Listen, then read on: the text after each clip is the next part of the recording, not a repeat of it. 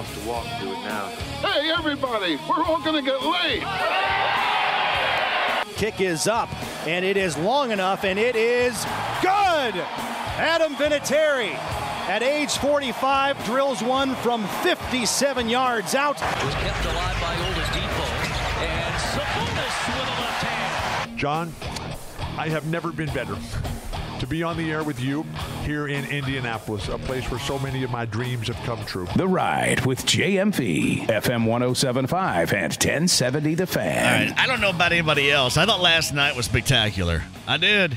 I thought last night was spectacular, and I documented that late last night. I don't know if everybody stayed up.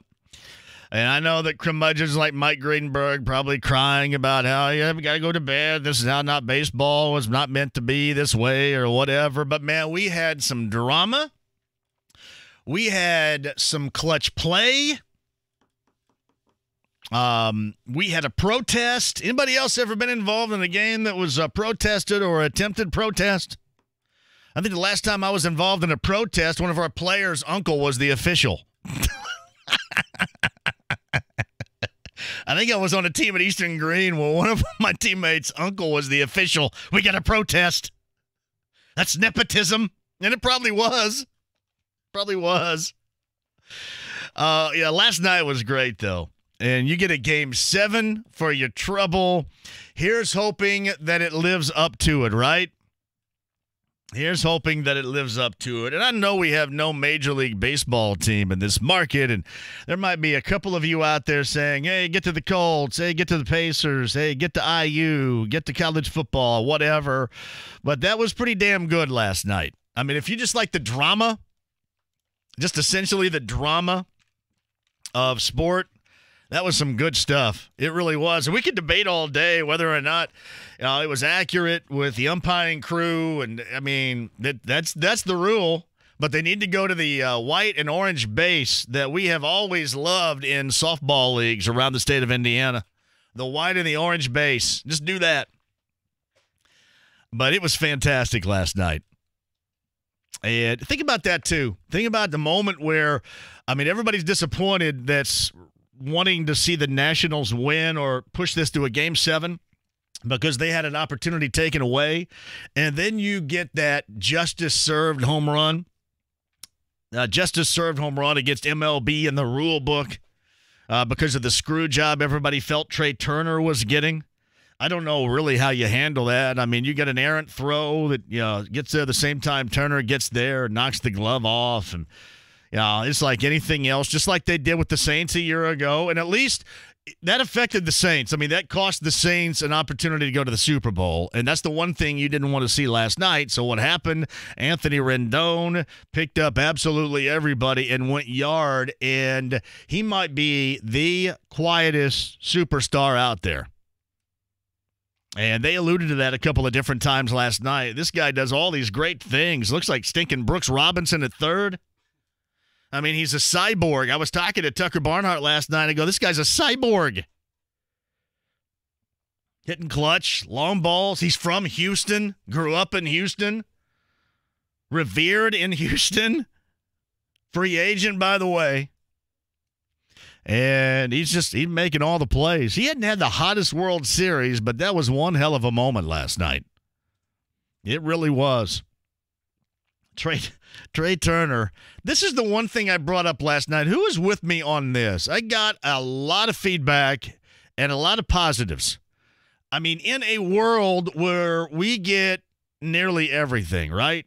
And especially when everybody wants everything real, I got to have it real and I got to have it truthful. It's real and it's truthful. Got to have real life stuff going on here. In this world in which we live, I think we've come to a point in time where we need to have a feed as a premium paid channel to hear everything. You know what I mean? We need to hear everything. I need to hear everything that is said. They got mics that are hot all over the baseball, everywhere, on the players, on their uniforms, on the home plate, on the bases, in the dugouts, on the railing. They have mics everywhere. And instead of having to hit the dump button like we do here all the time, I won't do it right now, like what we used to call, and I called it over at the other place too, the Robin Miller Memorial dump button, because you knew that R was going to get loose at some point and you were ready to hit the button. So we have it here. I won't use it right now, but how many times I want to hear everything. And they use that so much. There is so much cussing going on. I'd pay for it. Would you pay for that if they had a hear everything raw feed, uncensored, unfiltered type of channel to watch? And I wouldn't even care. I wouldn't really care if you didn't have announcers. I'd be okay if it was just announcerless. Just had that. It would kind of be sounds like of the game. Sounds of the Red game. Zone for NFL Sunday. I mean, you got to have it. I think that would be awesome. I would pay for that too. And I'm sick. Seriously, with TV, I'm sick of paying for everything. I'm sick of DirecTV. I had it. I've had it for 19 years. And I go to channels and I can't get, and it pisses me off like nobody's business. I go, okay, this Epic's got a good movie on right now. I'd like to watch it. Well, why can't I watch it? You know how much I pay right now, DirecTV? And then at some point during the year, either the rest of this year or going into 2020, at some point you're going to get in some battle that's going to involve me, and you're going to take away a channel because you're going to use me as leverage, use us as leverage, and you're going to hose me. You're going to screw me. I don't get all that stuff right now. But this is one channel that I would pay for. This is one channel that I would pay for if it was unfiltered, uncensored, and we probably would get, I mean, once you get used to something like that, it would probably wear you out a little bit. You get tired of it. You go, oh, yeah. So this guy's cussing again, but I think it'd be fun. I don't know who else is on board with it with me. Let's do it. Let's get this channel going. I remember this goes all the way back when I was growing up, and we were one of the first ones to have one of these big, like, space station-looking satellite dishes. Remember the big black mesh kind of steel satellite dishes that looked like Moonraker or something? And you stick that in some concrete in your backyard, and you get a clear vision through the trees where I grew up of Saturn, and by God, that thing comes in clear, and you're getting everything. And you get raw feeds. You know how great that was?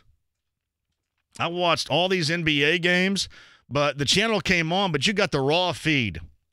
I listened once upon a time, the great Hot Rod Hundley, who was doing Utah Jazz games. And he and Ron Boone, I believe, was his sidekick there doing Jazz games. Hot Rod Hundley absolutely lit into somebody on his staff, and it was awesome.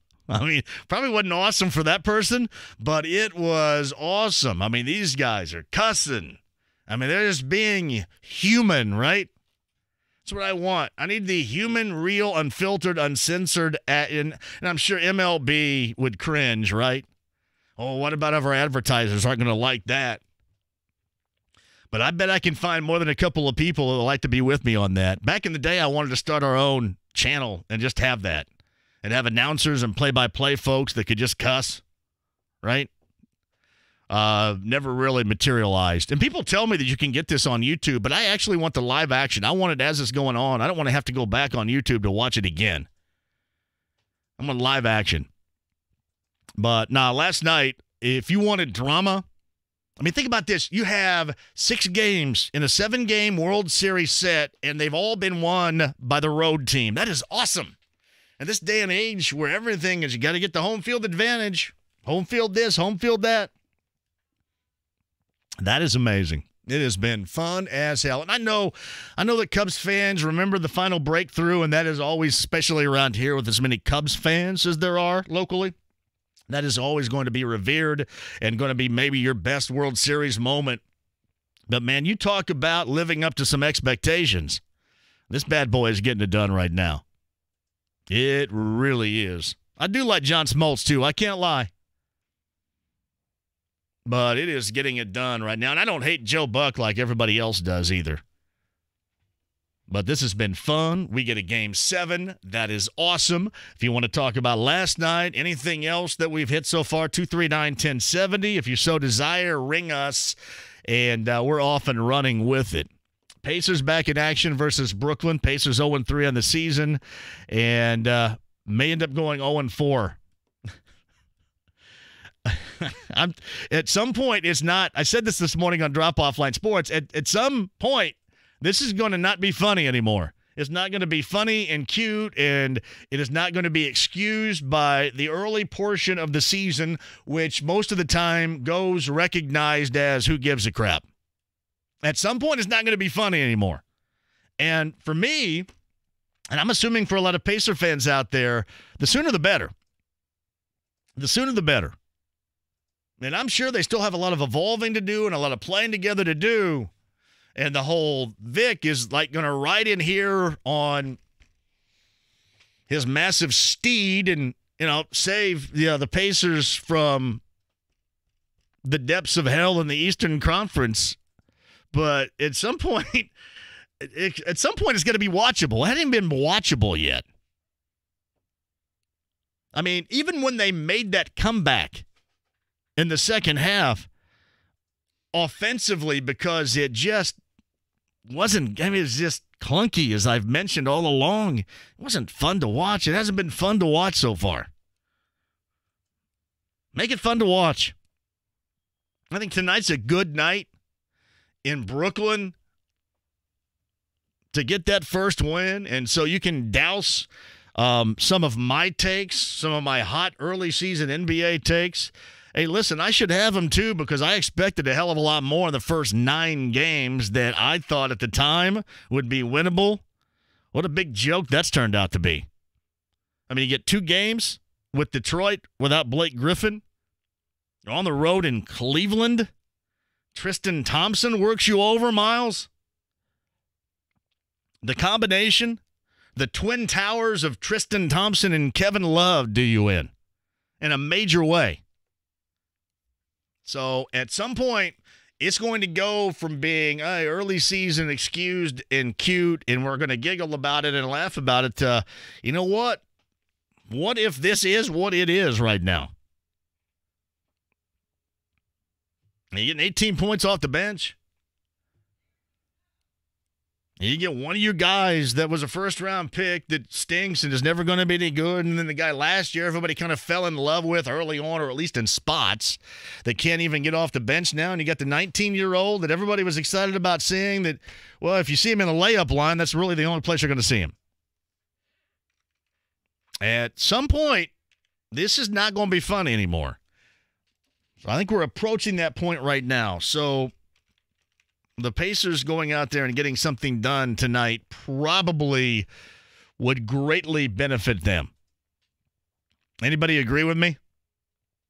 It would. 239-1070 if you're on board with that too. Guys, anything you want to add? I listened to Don last night and Eric do IU hoopage. I don't know anything about Gannon. I do know it went as exhibition games in college basketball would be advertised. Gannon was hanging in the first half, and then everybody starts thinking everything sucks and all this stinks, and and all of a sudden IU takes off in the second half, which you would expect against Gannon.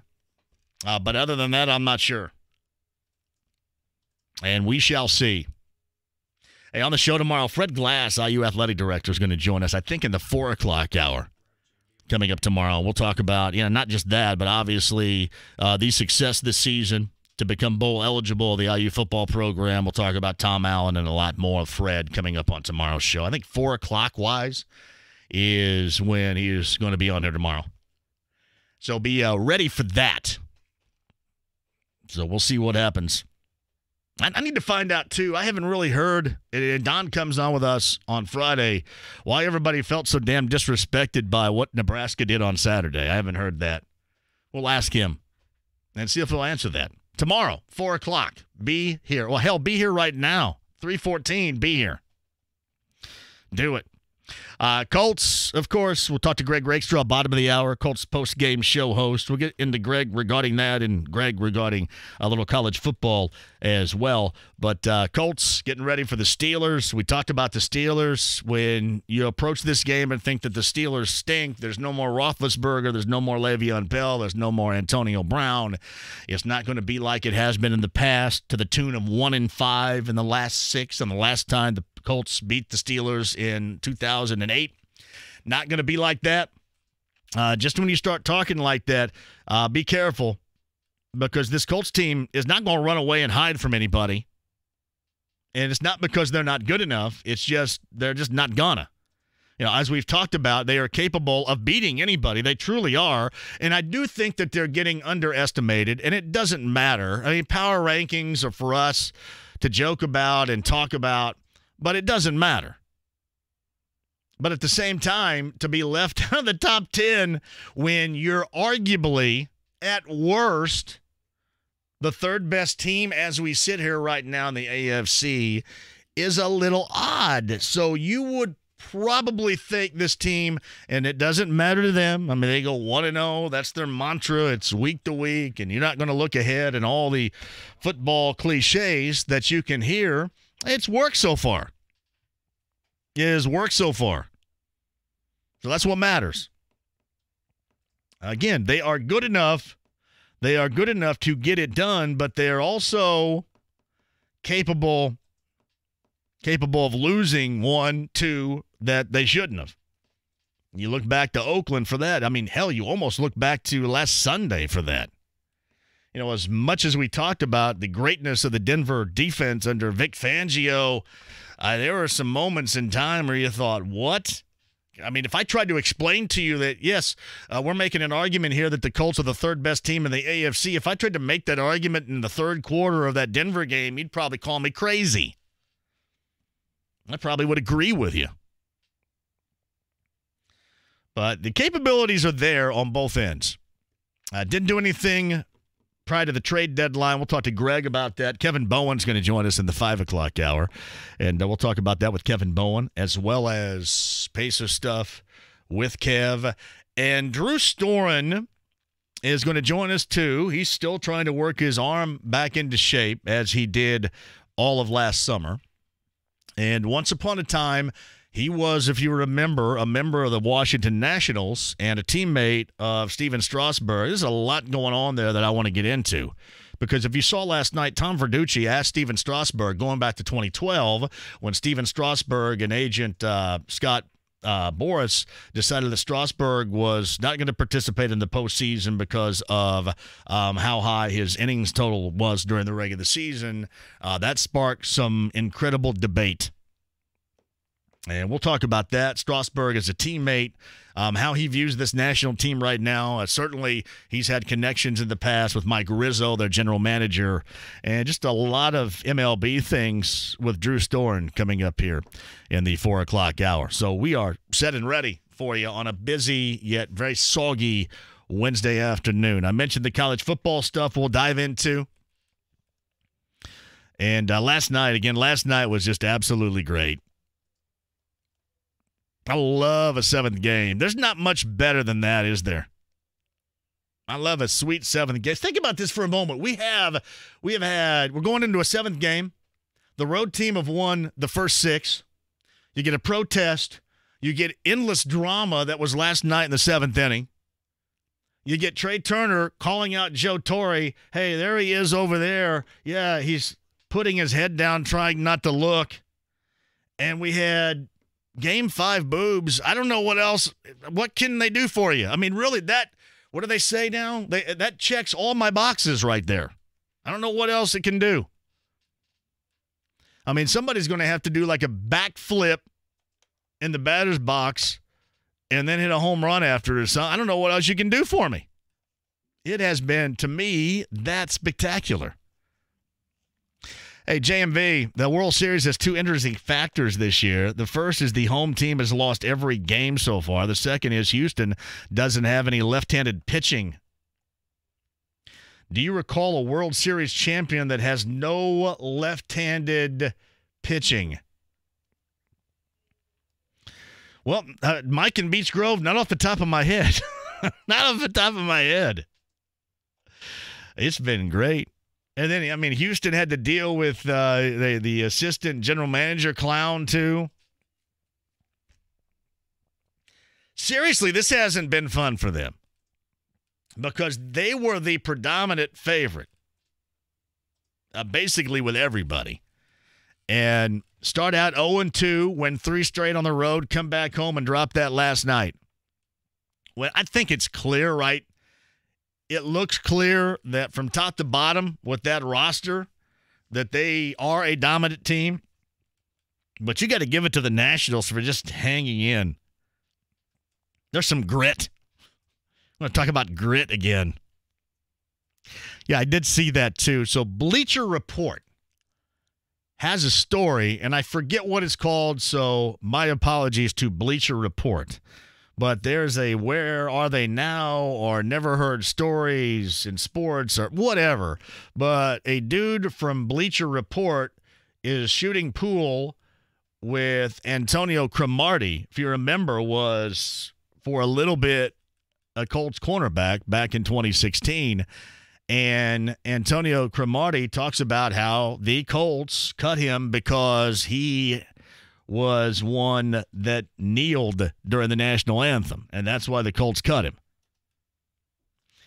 I guess it has some interest in it. I remember back then in 2016, because I was on the road and we went to London and did shows there and went to Wembley and watched that game. He wasn't any good. Was it all on him? No, because it was everybody that really wasn't very good. And that's when I lost my friendship with Dwayne Allen, if you can remember. Dwayne Allen was really not good, and we talked about how really not good that was, and then I never heard from him again. So that's when that ended. And that goes to show you how difficult it is to have, and I hope you're listening right now, Tuck, to have a relationship with professional sports guys whenever you do this. I mean, it can be a bumpy ride. I like to think Tuck and I are closer than Dwayne Allen and I were, but I don't blame him. I wouldn't blame him. I mean, who in the world wants to have some clown that just got back from London on a flight saying how much you stunk when he was over there watching you and eating corn dogs in the stands while you were out there playing? I do understand it. But it was interesting regarding Cromartie because it was, to me, going back to 2016, it was more about his play. But I am not going to suggest whatsoever that whole deal, that was the kneeling time when everybody was losing it or beginning to lose it, right? I mean, who's to say he's not accurate about it? But he did. The thing we absolutely positively know is that he stunk. We do know that. Like, I don't know what was told to him. He tried to explain it. I mean, he's just putting two and two together, as he mentioned in this particular video. But who's to say that's not true? But what we do have, we have visual evidence of him stinking it up. We do have that. And somebody had told me, and I don't know if this was ever true, somebody had told me that he took somewhat of an excursion while he was over there too. I don't know if that was ever true. But again, that's me putting two and two together. He was stinking and took an excursion, so maybe it was time to go ahead and cut loose. If you guys want to check that out, it's on Bleacher Report. All right, 239-1070. Email address is jmv@1070thefan.com. On Twitter at jmv1070. Rake Straw, bottom of the hour. Drew Storen coming up after 4. Kevin Bowen joins us coming up in the 5 o'clock hour. Chainsmokers tickets and a lot more for you. All right, your calls, Rake Straw, and a lot more in what is going to be an awesome night in sports. We're back with you next. It is legal, it is fantastic, and I'm excited. Dollar bills, y'all. Sports betting has hit the Hoosier State. My name is Jason Hammer. This is Frank Ignatius with Bet Indiana. Join us every Thursday right here on 93.5, 107.5 The Fan as we break down all things sports betting, the lines, the trends, and maybe, just maybe, a few picks. The amount of money I'm going to be making would hurt your parents' feelings. This Thursday at 7 on 93.5, 107.5 The Fan. With mortgage rates in the twos, you have choices. Lower your monthly payment, pay off credit cards, buy a new house. Golden Oak Lending has lowered mortgage rates to 2.875.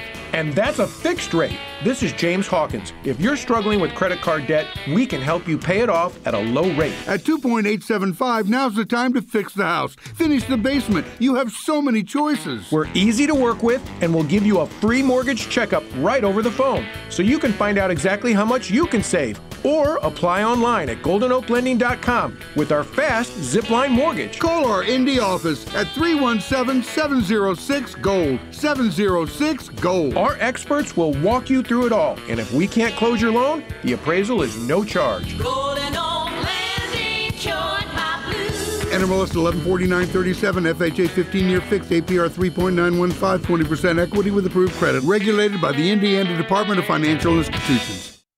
Hey, John here for PAI, WeGrowHairIndy.com. 888-724-5129. You're losing your hair on top. I have options for you. Who's digging on options? Hey, who's against options? Who wouldn't want options? We all love options, and that's what we're giving you with PRP. Platelet-rich plasma can help the rebirth, if you will, the regrowth of your hair. You don't have to lose it. You don't have to have thinning hair. You don't have to go bald. Let Darren Andrews tell you all about it. PAI, 888-724-5129 for the private consultation, or WeGrowHairIndy.com today. When I say you should get your furnace tuned up every year, you might think I'm just blowing hot air. But studies show yearly tune-ups can actually make your furnace last a whole lot longer. So if you haven't had your furnace maintenance this winter, give the experts at 1 Hour Heating and Air Conditioning a call. It's the best way to make sure your house stays warm this winter and many, many winters to come. And here's some more reasons to call them. 1 Hour furnace tune-ups pinpoint potential problems way ahead of time. You get the regular maintenance, and that can prolong the life of your system. Their techs, more importantly, know Indianapolis well. They know what you may need for special attention in this environment. They're total pros, courteous, respectful of your home and time, and they stand by their work. If you know your system needs repair, they have a straightforward pricing guide, so you'll know what you're paying for before they even start. Right now, just $79 for a furnace tune-up. $79. Now, don't wait for the winter weather to get here. Call my friends at 855-1-HOUR today and schedule a $79 furnace tune-up. 855-1-HOUR. Terms and conditions apply. Call for details. License 800-10668. If you're looking for a dependable pre-owned commercial work truck, one name says it all. Indy Trucks at 96th and Keystone or IndyTrucks.com. Box trucks, cargo vans, flatbeds. If it's a work truck you need, you'll find it at Indy Trucks. Plus, they're inspected, certified, and come with a 3,000-mile, 3-year repair warranty. Easy to get to and easy to work with at Indy Trucks at 96th and Keystone or IndyTrucks.com. Indy Trucks, we'll be looking for you. Fall in Indy, and if you hate to paint, do what your neighbor Tom did. He called Rhino Shield. A 130-year-old Victorian house. Probably about 12 years for the last paint job, and it was starting to really fade. And I heard about Rhino Shield. It sounded like almost too good to be true. Rhino Shield's not paint. It's better. What really intrigued me was the guarantee, because I looked at that and I thought, if I can get 25 years out of a paint job, that's going to really make it a lot better for me. Now you can have the guaranteed protection of Rhino Shield for 20% off the regular price. I still stand out front and just stare at it. The color is so vibrant. It's really much more intense. It almost looks like the house was colorized. It's fantastic. Here's owner Jim Williams. This offer's limited, so call me at 888-RHINO-41. That's 888-RHINO-41. Don't paint. Don't vinyl. Go Rhino. Don't paint, don't vinyl. Go Rhino Shield. Never paint your house again. Rhino Shield. Hi, my name is Tamara Roberts. My husband and I are proud blood donors because we realize how important it is to give back to families like ours. When our daughter, Mariah, was 3 days old, she was diagnosed with sickle cell disease, a blood disorder that affects predominantly African Americans. This disease can cause terrible pain crises, with time, lead to organ damage, and shorten lifespan. Our daughter has received blood transfusions to help ease her pain, but many other sickle cell patients will need blood transfusions weekly in order to live a normal life. It's because of blood donors like you and me, along with the innovative research being done at Versity Blood Research Institute, that Mariah has been given a chance to living a healthy, normal childhood. I challenge you today to donate blood or host a blood drive to help families like ours. To learn more and to make your appointment, visit Versity.org. That is VERSITI.org. Thanks for saving my life. A beacon of hope, a beacon of hope, a beacon of hope.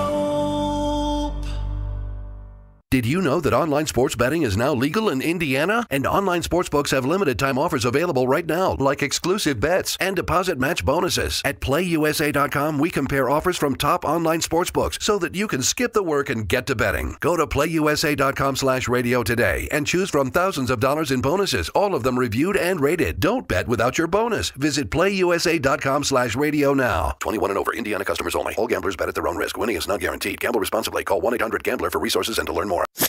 Sports with Dan Dockich. Nate McMillan, when you look at Miles Turner, can he play back to the basket? Should he be able to? I don't really want him to be too concerned about it. Is that right? Teams don't play that way anymore. His ability to stretch the floor at the 5 position is something that we try to take advantage of, and his ability to shoot that 3 ball and stretch that defense out, that is a play that we can get pretty much every night. Dan Dockich, weekdays, noon till 3 on 93.5 and 107.5 The Fan. The Ride with JMV. Just an average guy with exceptional hair. 93.5 and 107.5 The Fan. And Rendon shoots one in the left. Back at the wall. It is gone. Anthony Rendon. And the lead is 3 here in the 7th inning for the Nationals. It's 5-2. Joe Buck, Fox right there. Thank you for joining us. Kyle's over there. I'm John. Your calls collectively at 239-1070. In a second, I see you guys on hold. We'll get back to you in a second. So hang tight. We got a lot to get to. I served an appetizer that's incredible. So sit tight. Join me on the other side. Meantime, Andy Moore, Automotive Group Hotline. Colts post-game show host and friend of the show is Greg Rakestraw. Hello, Greg. Has this been a World Series that gives us everything? Apparently it has. It's given us a little bit of everything. I'm not sure it's always been great or overly competitive, but by God, there was some drama last night, and every time you get to a Game 7, you should never complain about it. Yeah, some people say, well, they had you at boobs in Game 5, which may also be true, but at the same time, this has been very compelling, very dramatic circumstances. And I think at the end of the day, that gets everybody, not just the sports fan, not just the baseball fan, but everybody. Exactly. You get to Game 7, you have the stage to yourself.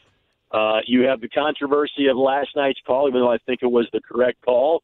You tend to get people's attention. So, again, they have the spotlight tonight. There's no doubt about that.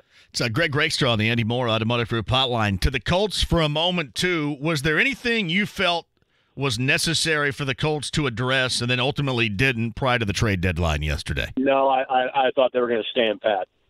Just because they did things to address their pass rush with signing Justin Houston, and obviously that has paid off more and more over the course of the last 2 or 3 weeks.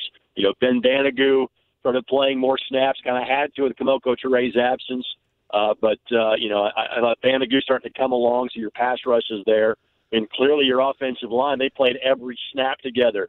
They're good. You like your depth at running back. You like your depth at wide receiver. I know Rock Yassin had a bit of a rough game on Sunday, but he's really your number 3 guy.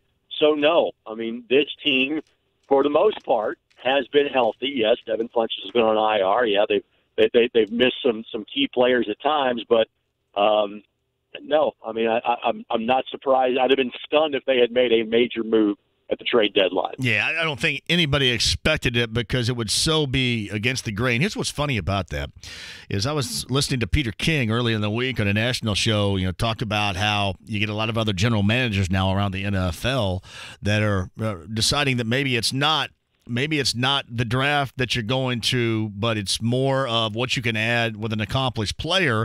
And while that may be the case with the LA Rams, may be the case in Philadelphia with the Eagles and in other places, clearly that is not the case around here.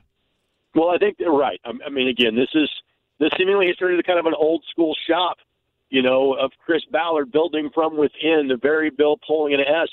Frank Reich establishing the run game, something that teams are tending to go away from, but obviously it has worked for this football team. So we apparently are the kings of old school here in Indianapolis these days. Yeah, it does work. What do you think about the Steelers? Because it's 1-5 in the last 6. The last time the Colts won, I believe, was in 2008. Now, that is just a different Steeler team altogether. I mean, there's no more Roethlisberger. He's done for the season injured. No Antonio Brown. No Le'Veon Bell. How's this matchup get to you on Sunday afternoon in Heinz Field? The Colts are the better team. I don't think the history means all that much in this game. I do tend to give credit to home field advantage being greater in Pittsburgh. There is just something about playing in Heinz Field. There is something about that fan base that I think does lead to a greater home field advantage than virtually anywhere else in the National Football League. But in terms of talent the Indianapolis Colts are clearly the better team.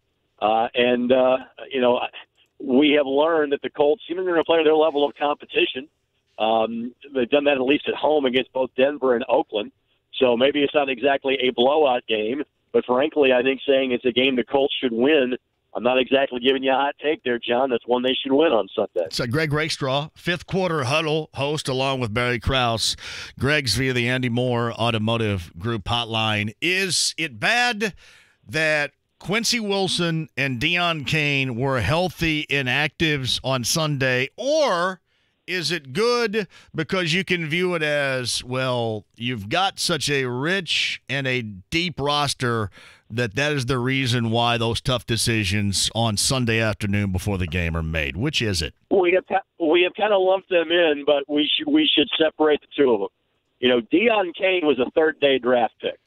And so Deion Kane has kind of been hyped up because of how thin the wide receiver core was last year, how good he looked before he got hurt last year, how good he looked in preseason this year. I'm not saying the guy's a bum or a bust, but again, we frankly should have higher expectations for Quincy Wilson being a second-round pick than, say, Deion being a fourth or a fifth-round pick as he was in 2018. And so, yeah, both the guys were healthy scratches, and both guys, caught your attention. But we've got one more year of we've really got 2 more years. I mean, when you talk about Deion Kane being a second-year guy, he's a rookie because he got hurt the first day of the preseason, the first game of the preseason last year. The jury, I think, is more out on what Quincy Wilson's future looks like with the Colts. I'm not sure it's a substantial one at this point because guys are getting more. I mean, they dressed Shaquille Taylor. Dude barely played. Shaq Taylor got more reps than Quincy did the week before against the Houston Texans. And Taylor is an undrafted free agent from Kansas, a guy you cut at the end of training camp.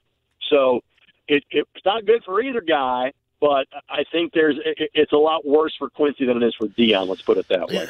And it's interesting. Look at it this way too, because the Colts obviously beat the Broncos last Sunday, and in Denver, one of the chief arguments regarding John Elway right now is the reason why he's not benching Garrett Bowles, who has been awful at left tackle, is because he's a former first-round pick.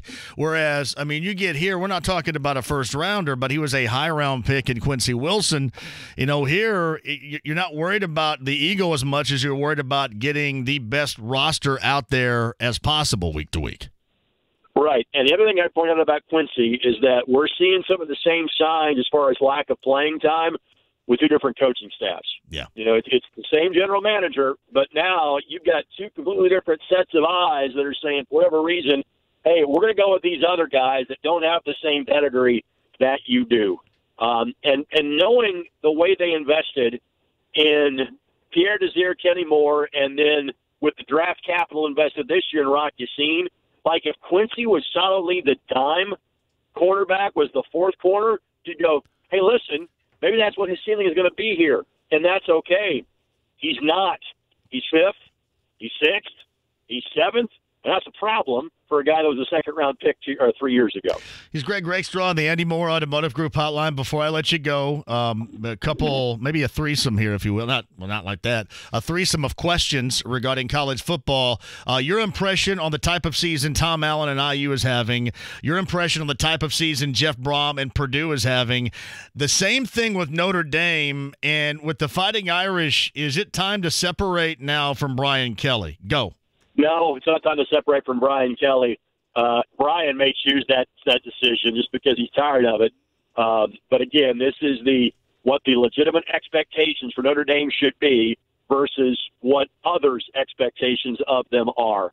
Brian has gotten them to be far more competitive than, say, anybody other than Lou Holtz from, say, circa 87 through 94. But other than that, nobody has reached the levels of success that Brian Kelly has. I think Notre Dame, even though they're in a bad place after the way they lost to Michigan, as a program, they are still in a very good place. At some point, Brian's going to be like, the hell with this, I'm going to go do something else. But no, not from Notre Dame's standpoint did they separate from Brian Kelly. Now, as far as Jeff, work backwards. As far as Jeff Brom is concerned, disappointing season. Injuries have played a major part. It's not the only explanation. Obviously, there has been a bit of an issue in terms of recruiting offensive linemen because this group cannot run the football. So quarterback problems, hey, that's bad luck with Elijah Sindelar getting hurt twice.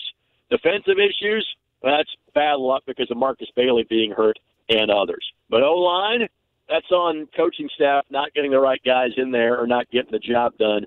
That's what's got to get fixed for next year.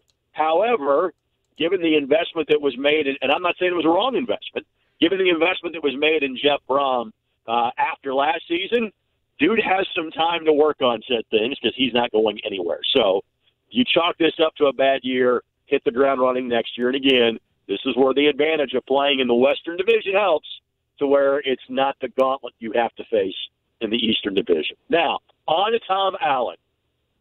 It is a transformational season, I hope, for IU football, but it's a season of validation for Tom. And I'm not the first person to say this week that have said, hey, I am so happy to be wrong. Because I know you've asked me, hey, we all want Tom to be successful. Do you think it's going to happen? And I think my answer was always a begrudging no, but I hope that he proved me wrong. Well, the Crow tastes pretty good. I'm so happy they have gotten to 6 wins. They should get to 7 this Saturday because Northwestern's terrible. I think they get to 8 later in the year because I'm not sure what Purdue will have left for them in the old Oak and Bucket game. And the fact that you and I can have a legitimate conversation about Indiana potentially playing in a New Year's Day bowl game is almost unfathomable. But we can actually have that conversation because the dominoes may fall where something like that happens. And I'm so happy for Tom that he's getting the job done. So, Greg Rakestraw, one final thing with this NCAA statement yesterday and now the utilizing of images, and even though they don't want a bidding war, we know it's going to turn into a bidding war. One of these days I'm going to get to use my my substantial financial backing to get everybody that's really good in this state over to Terre Haute, correct? Correct. You and I will be getting in bidding wars with each other. I'm going to convince them they should play for the Division II level and play for the University of Indianapolis. Yeah. And so, maybe it's like old 80s baseball cards. Perhaps it's your jorts collection. Yeah. A lifetime supply of Big Red, perhaps, could come into play here. But in all seriousness, again, is it what's best for less than 1% that's going to have an impact on so many other people, and not just at the Division I level, but at the Division II and at the Division III levels. And when it comes to football, at the FCS level, that kind of exists in between, the back end of Division I and Division II. And I'm not saying that guys making money off their name, image, or likeness is wrong, or that there shouldn't be some money. It's just it's always why I have pumped the brakes or had concerns, because I know how the pyramid was built.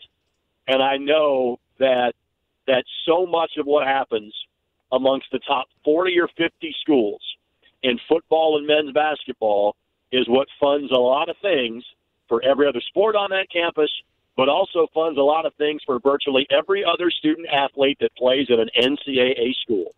And that's why I have always been so concerned that if one domino falls, there's a lot of unintended consequences that also happen too, and I have no idea how that's going to play out. He's Greg Rakestraw. He's going to be all over the map for you this weekend, and one place he'll be in studio here with the Colts' 5th quarter huddle following the Pittsburgh game coming up on Sunday afternoon with Barry Krause, and he's on the Andy Moore Automotive Group hotline. My brother, always a pleasure. I thank you. See you, buddy. It's Greg Rakestraw on the Andy Moore Automotive Group hotline. Yeah, Baker Mayfield. Did you guys see the Baker Mayfield meltdown? No, this is all going as expected, right, in Cleveland. The Baker meltdown. And your calls on the other side. Pacers Nets later on tonight. We can get to the Colts stuff and a World Series Game 7 that hopefully is as spectacular as the Game 6 was last night. 239-1070. Your calls. Drew Storen, top of the hour. Back with you next. It's your chance to win a free entry into the 2019 Drumstick Dash presented by Wheeler Mission in Broad Ripple on Thanksgiving Day. Simply log on to 1075thefan.com. Hey, it's PAI, WeGrowHairAndy.com. All right, who wants hair like you used to have? You guys remember What you used to do with your dome coverage? Me, I used to feather it. I used to carry a comb in my back pocket, and I would feather it. I wanted it to look parted right down the middle. You know, he'd be blonde on the outside and have that dark streak down the middle. I had it parted down the middle like I was Steve Alford, the sweet feather job going on. Sure, I want it just like that, and I got it just like that. I can do it just like that, and so could you at PAI. 888-724-5129. It exists. Your real growing hair again.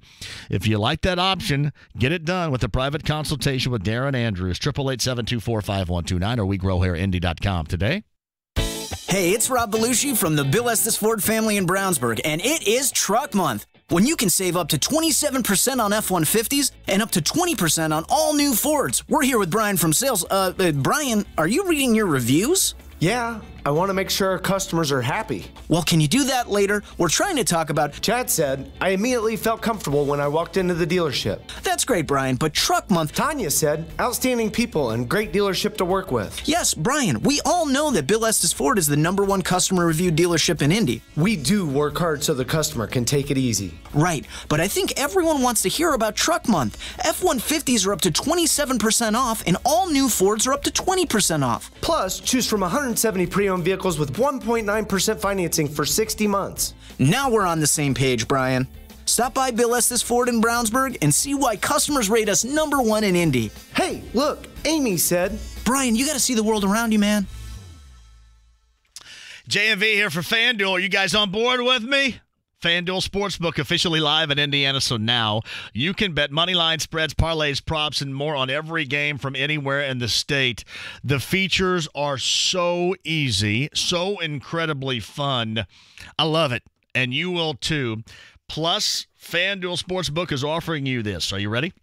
A risk-free bet worth up to $500 when you sign up with the promo code JMV. Do that. The promo code JMV. Let's have some fun together here. That means if you lose your first bet, FanDuel will give you a refund Insight credit. How about that? How about this risk-free bet, for example, with Indiana Northwestern coming up on Saturday? Take a look at that. I'm going to look at that. I'm going to look at a lot more. Let's look at it all together. And don't forget, you can bet on that game risk-free. Just download the FanDuel Sportsbook app now or visit FanDuel.com/sportsbook to claim your risk-free bet with the promo code JMV. The promo code is JMV. First online wager only. Refund issued as site credit. Terms apply. Must be at least 21. For help with a gambling problem, call 1-800-9-WITH-IT. Place your sports bets at BetRivers.com, offering competitive odds on game lines, futures, and prop bets. With 50-plus in-game bets on pro football games. Make bets while the game is being played, like who will score next, how will the current drive finish. You will earn rewards for every bet you place with our innovative loyalty program. Sign up now. We'll match your first deposit up to $250 using one of our 12 deposit methods. More bets, better odds, more action. Place your sports bets at BetRivers.com. Must be 21 or over to play. Gambling problem? Call 1-800-9-WITH-IT. Playable only in Indiana. Get ready for the greatest little show on earth. The Micro Wrestling Federation is back and bigger than ever. Live and direct from the Jerry Springer Show, Maury Povich, and the WWE. You have never seen a micro wrestling show like this before. Hey, bring it on. High flying, body slamming, and off the top rope. Don't miss Micromania with the Micro Wrestling Federation at 8 Second Saloon this Friday. Tickets and reserved seating available at Ticketmaster or the 8 Seconds box office. Must be 21. Hey, John for ATI Physical Therapy. Are you ready? ATI Physical Therapy, absolute best. And I can speak from experience here. I don't do or tell you to do what I don't do. In physical therapy, I have. And Brad Howe can tell you all about it. He got me through it as well. If you got pain, you don't have to live with it. If you have pain, you don't always have to have surgery. Physical therapy does work. So talk to Brad or talk to Evan McDowell today about ATI Physical Therapy. Stop by a location, everywhere in the state of Indiana, or online for more, and listen to when the guys are in studio with me late tomorrow afternoon. ATIPT.com today.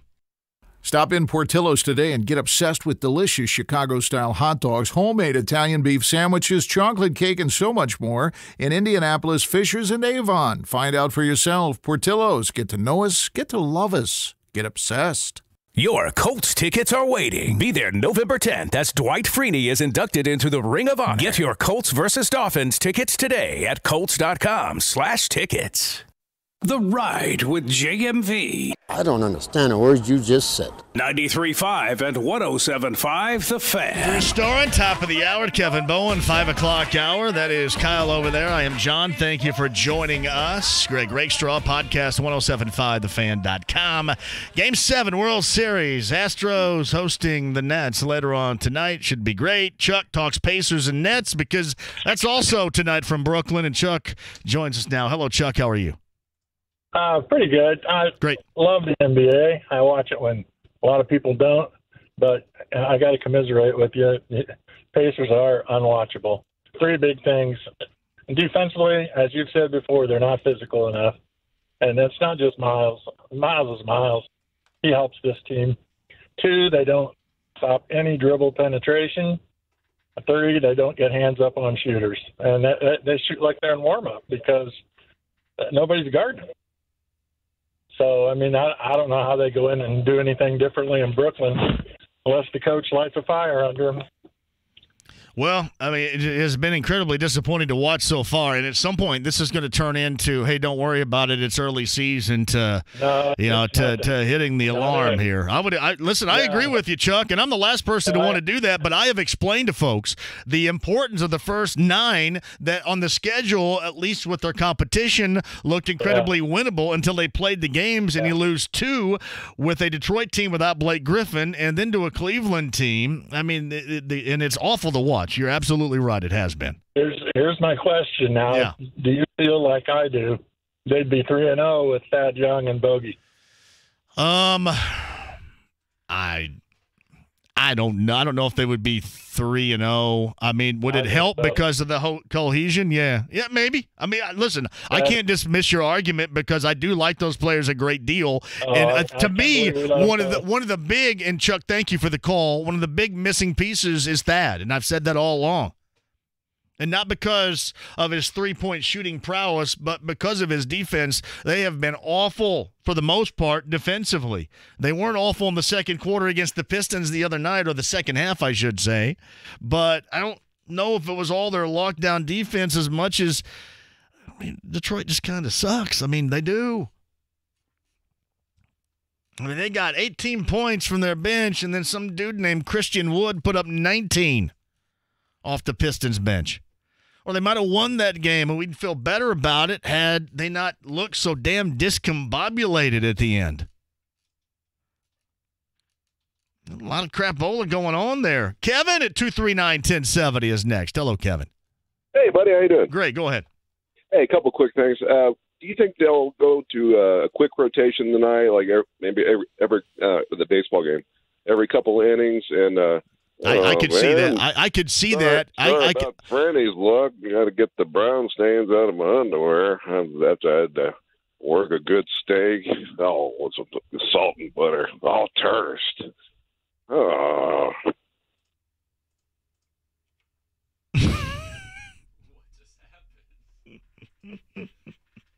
How much time do I have left? Can I do a make good on Kevin's phone call? I think Kevin calls in like every show now and does the same thing. I don't really know what he's trying to do either. I don't know what he's trying to do. Somebody needs to send me something to try to tell me what he's trying to do. Or be. Or what. Hey, JMV, the Pacers suck. I don't see how they're going to be any better. Maybe if Vic gets back, it's a different level. JB. Quick one, we'll come back. Carl, you can lead on the other side. Drew Storen's going to join us, the former Washington Nationals pitcher. We'll talk about the Nats that are still on the team that he knew, that he played with, and some MLB stuff and what took place last night. Drew Storen, your calls, your chance to win. Hour number 2, straight ahead. Sit tight. 24 hours a day. Let's start right there. 7 days a week. Sounds like we got ourselves a deal here. The Fan's Colts insider, Kevin Bowen, brings you Indy's best, latest, and greatest team updates. Free access to your favorite team, your favorite players, and your favorite multimedia journalist. Jacoby Brissett's backup until you make that veteran QB move. Kevin Bowen. 93.5 and 107.5 The Fan, and online at 1075thefan.com. Sports fans, Bet Indiana News has got you covered. Football, basketball, baseball, and more. Bet Indiana News is the sharpest source for the latest sports betting news from across the country and around the state. And always with an eye on the action, the favorites, the underdogs, the sharp money, and more. It's where you'll find all the sports betting info you want, all at one site. Visit BetIndianaNews.com today. Fall in Indy, and if you hate the paint, do what your neighbor Terry did. He called Rhino Shield. I've got a log home, and every 3 years I'd have to stain it, and it would cost me around pretty close to $1,000 each time. Remember, with Rhino Shield, it's not paint, it's better. A friend of mine heard about Rhino Shield. He had it done to his aluminum siding, and he said I should give him a call. Get the guaranteed protection of Rhino Shield right here in Central Indiana for 20% off the regular price. I've had a couple people stop by and ask me about it. I would say that the best thing that you could do is have the Rhino Shield put on because of the excellent warranty that they offer. I have no complaints about it at all. Here's owner Jim Williams. This offer's limited, so call me at 888-RHINO-41. That's 888-RHINO-41. Don't paint. Don't vinyl. Go Rhino. Don't paint. Don't vinyl. Go Rhino Shield. Never paint your house again. Rhino Shield. Forum Credit Union, place to go. Always trying to help you save and always helping you with preparation. Are you ready? If you are in the market for a new home, if you're a home buyer, if you're a home builder, they're having a showcase, a seminar, if you will, a conversation to help educate you on the entire process coming up in November that is absolute can't miss, because I've gone through this process too, and it's nerve-wracking. There's a lot of stuff you don't know, but Forum Credit Union tells you absolutely everything. It is an education that will save you lots of time, lots of effort, and some money too. That's what Forum Credit Union does. Stop by a branch location, ask for Kevin, ask for some advice, how you can get and be involved in this showcase, and otherwise information right there in front of your face if you log on forumcu.com right now. Okay, it's almost opening time. Got to email over photos of this season's line. As a business owner, you've got a million things to think about. Can't forget about that video conference later. Dealing with second-rate cable internet shouldn't be one of them. But I did switch to AT&T Internet for Business with integrated broadband and wireless connection, so I've got this. AT&T Internet for Business is designed for business, with an integrated network that gives you 99.9% reliability, so you can focus on running your business. Really need to update the website and figure out whatever that was. And even if the power suddenly goes out, or if a construction worker accidentally cuts your cable line, AT&T Internet Backup automatically has you covered, so your business stays one step ahead. All right, it's go time. Choose fast, highly reliable AT&T Internet for Business today and get a $100 AT&T Visa Reward Card. Go to att.com/business internet or call 855-433-5700 to take advantage of this offer today. The AT&T Visa Reward Card is issued by the Bancorp Bank pursuant to a license from Visa USA Inc. and can be used everywhere Visa debit cards are accepted in the United States, U.S. Virgin Islands, and Puerto Rico. No cash access. The Bancorp Bank, member FDIC. Let's talk for a minute about stock market volatility. Hi, Rick Edelman here. You can expect to see market volatility, but don't let it frighten you out of your investment and retirement accounts. Now, I'm not making light of volatility. We get it. It's unsettling. But volatility is really simply a routine part of long-term investing. And the best way for you to avoid stock market volatility? Don't have all your money in stocks. That's why here at Edelman Financial Engines, we're careful to give our clients highly diversified portfolios, placing only a portion of assets into stocks. This helps give you the confidence that stock market volatility is really nothing to get concerned about. We've been helping thousands of clients just like you for 33 years. So come talk with us at Edelman Financial Engines and let us help put your market worries aside. Call us at 888-PLAN-RIC. That's 888-PLAN-RIC. Or visit us at rickedelman.com. That's ricedelman.com. John for Love Heating and Air Conditioning. Love Heating and Air Conditioning, brand new to the show. Actually, they're not brand new to me at all, and they're certainly not brand new to you. They've been around here since 1920. People you can trust. People that are in it for you. And I love the fact that Love Heating and Air Conditioning are a part of this show now. Thank you, John and Chris, for doing just that. And because they're new and they're fresh with the show, and they've been around forever. They're people you can trust as we approach the colder temperatures. Make sure your furnace is working the way that it should. So we're going to give you a JMV special, $64.95 for a clean and a check of your furnace, because we're going to get cold tomorrow, right? Make sure your furnace is ready to go for the cold, and I mean really cold, winter months ahead. $64.95, a clean and a check from Love Heating and Air Conditioning. For all the information you need, and thank you guys online, that's love-hvac.com today. Guys, erectile dysfunction got you down? The Indianapolis Men's Clinic's all-male staff specializes in treating ED and other sexual health-related issues. Call today for a consultation, 999-9000. Powered by DriveHubler.com. Car shopping made easy with over 3,000 great vehicles online and financing right for you. Hubler has it all. Click DriveHubler.com. This is Indy Sports Center. WFNI, WIBC, HD2, W298BB, W228CX, Indianapolis. The Colts hit the road to take on the Pittsburgh Steelers. Coverage Sunday morning at 10 on 93.5 and 107.5 The Fan. The Ride with JMV. Say, man, you got a joint? No, not on me, man. It'd be a lot cooler if you did. 93.5 and 107.5 The Fan. All right, welcome back. Kevin Bowen in the 5 o'clock hour. Can't wait for that. Chainsmokers tickets coming up whenever you hear a Chainsmokers song. This is not one. Can you guess who this is right now, Kyle? This is the guy from Panic at the Disco. That's it. Bingo. Yeah. Panic at the Disco. Look at me hitting that younger generational age bracket demographic hard like that. Panic at the Disco. That is so not me normally, though. Beautiful. Rakestraw Last Hour Podcast, 1075thefan.com. Game 7 later on tonight. World Series in Houston. The Nats and the Astros. Friend of the show, ML Beer. He's Drew Storm with us right now. What's going on with you? Are you back in town?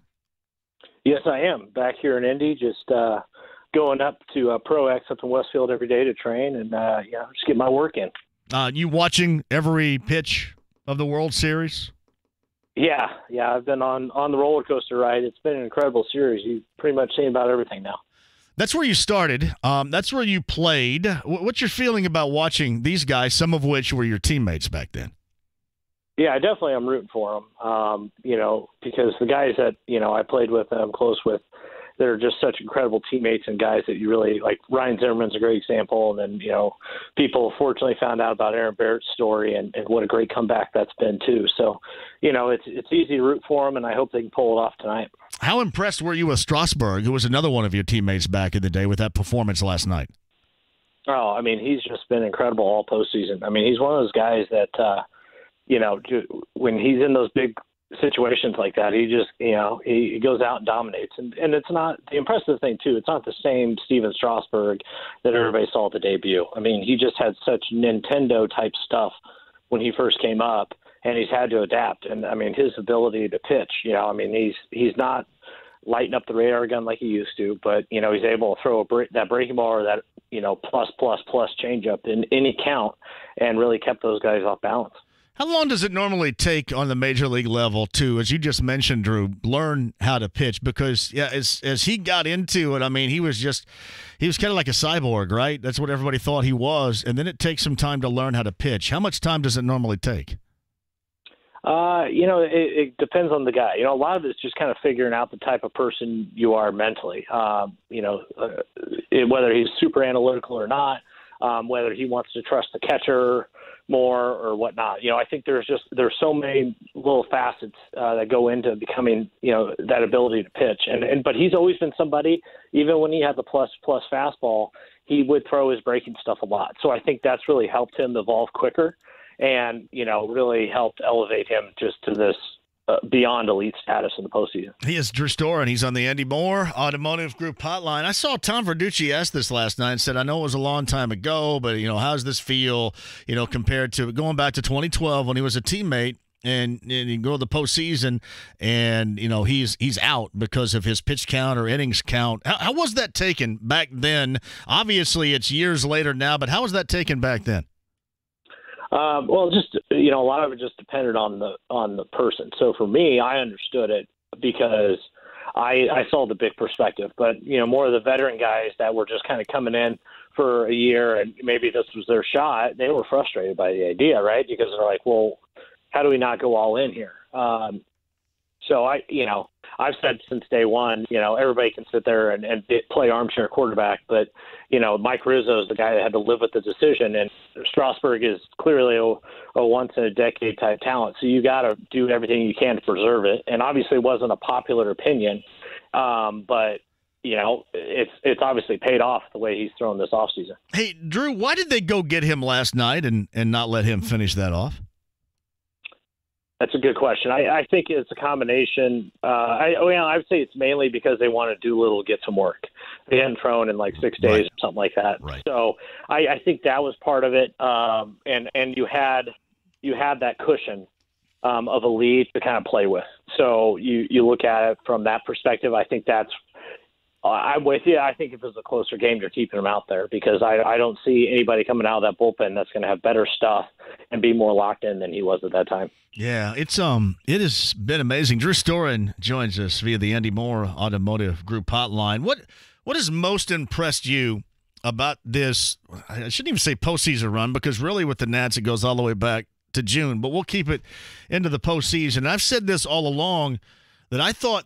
You go back to the 7th inning of that wild card game against the Brewers where you had an error in right field, and that changed the dynamic. You look back at some of these moments that play a significant role to get a team, an organization, a championship, that could be ending up the biggest one. I mean, it's amazing to look back on it now.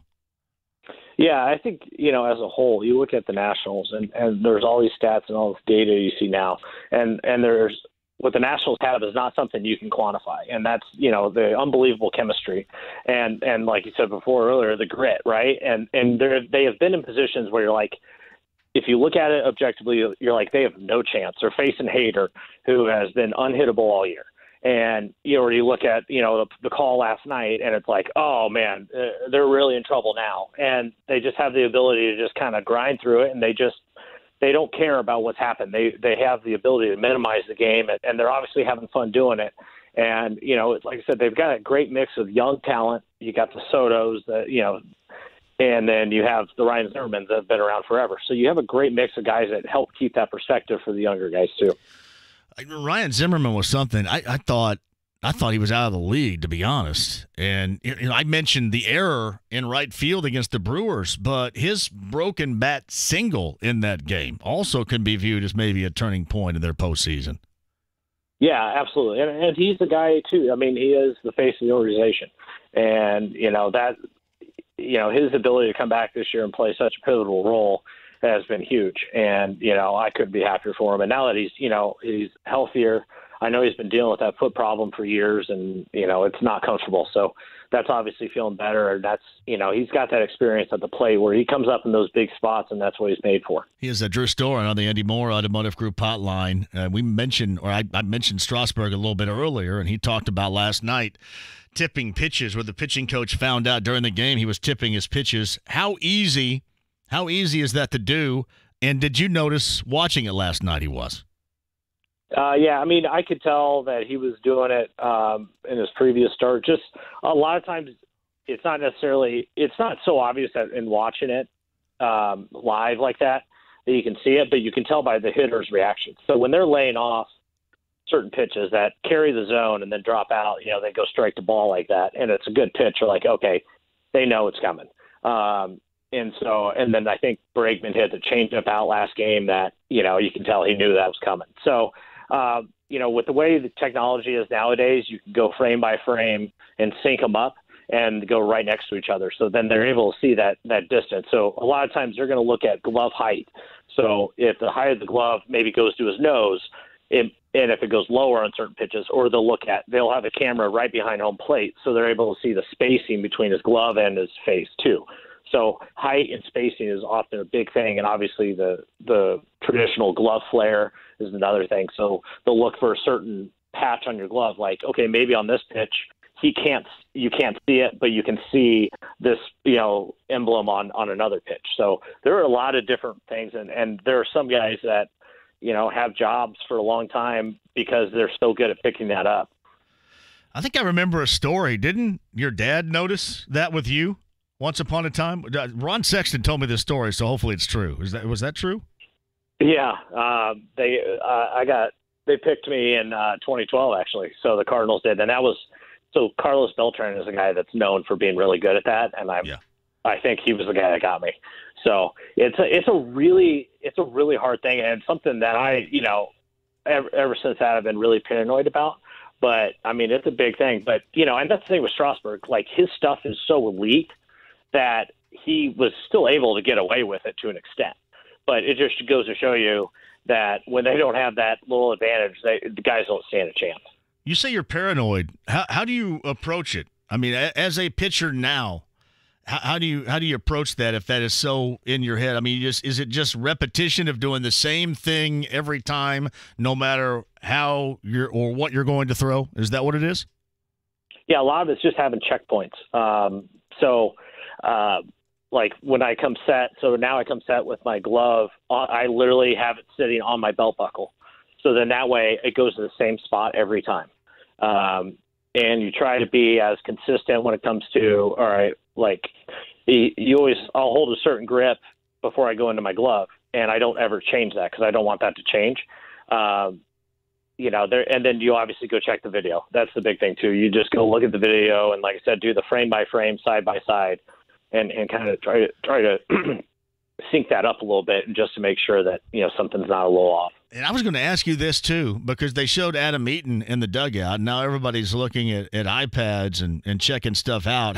How big of a difference is, because you can look at the pitchers when they're warming up and coming into the game on an iPad in the dugout like that?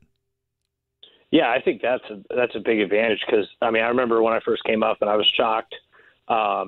I was in the dugout after I'd thrown, and the reliever comes in and they just go like, "Hey, it's Joe Blow, fastball 92, 95. His out pitch is a slider." Okay, that's it. That was the scouting report, and now it's like they can see it. So Eaton's obviously seeing what a certain guy's doing against a lefty. They know, all right, well, he's probably going to start you off with this. Here's his out pitch, and kind of sees whether he's got some. Because sometimes they'll be like, he's got a little sink to it, a little sink, a little cut. Well, everybody's sink and cut is going to be different, but seeing it on the camera, you have a better idea of what you're going to see. That is so interesting right there. It's funny. I guess, right? It's always been said that MLBers, they get mad when somebody tries to time you while in the on-deck circle. It seems like this is much more egregious than timing somebody warming up in the on-deck circle, to me. Yeah, I always say there's only one rule in the game of baseball that benefits a pitcher, and that is the ground rule double with a guy on first. Everything else goes towards the hitters. So, that's kind of the name of the game. It's Drew Storen on the Andy Moore Automotive Group hotline. So we got a Game 7 later on tonight, and obviously we know your rooting interest. Give me your thoughts on both sides with starting pitching. You get Scherzer and you get Greinke, and hopefully we're going to have one hellaciously great Game 7 tonight.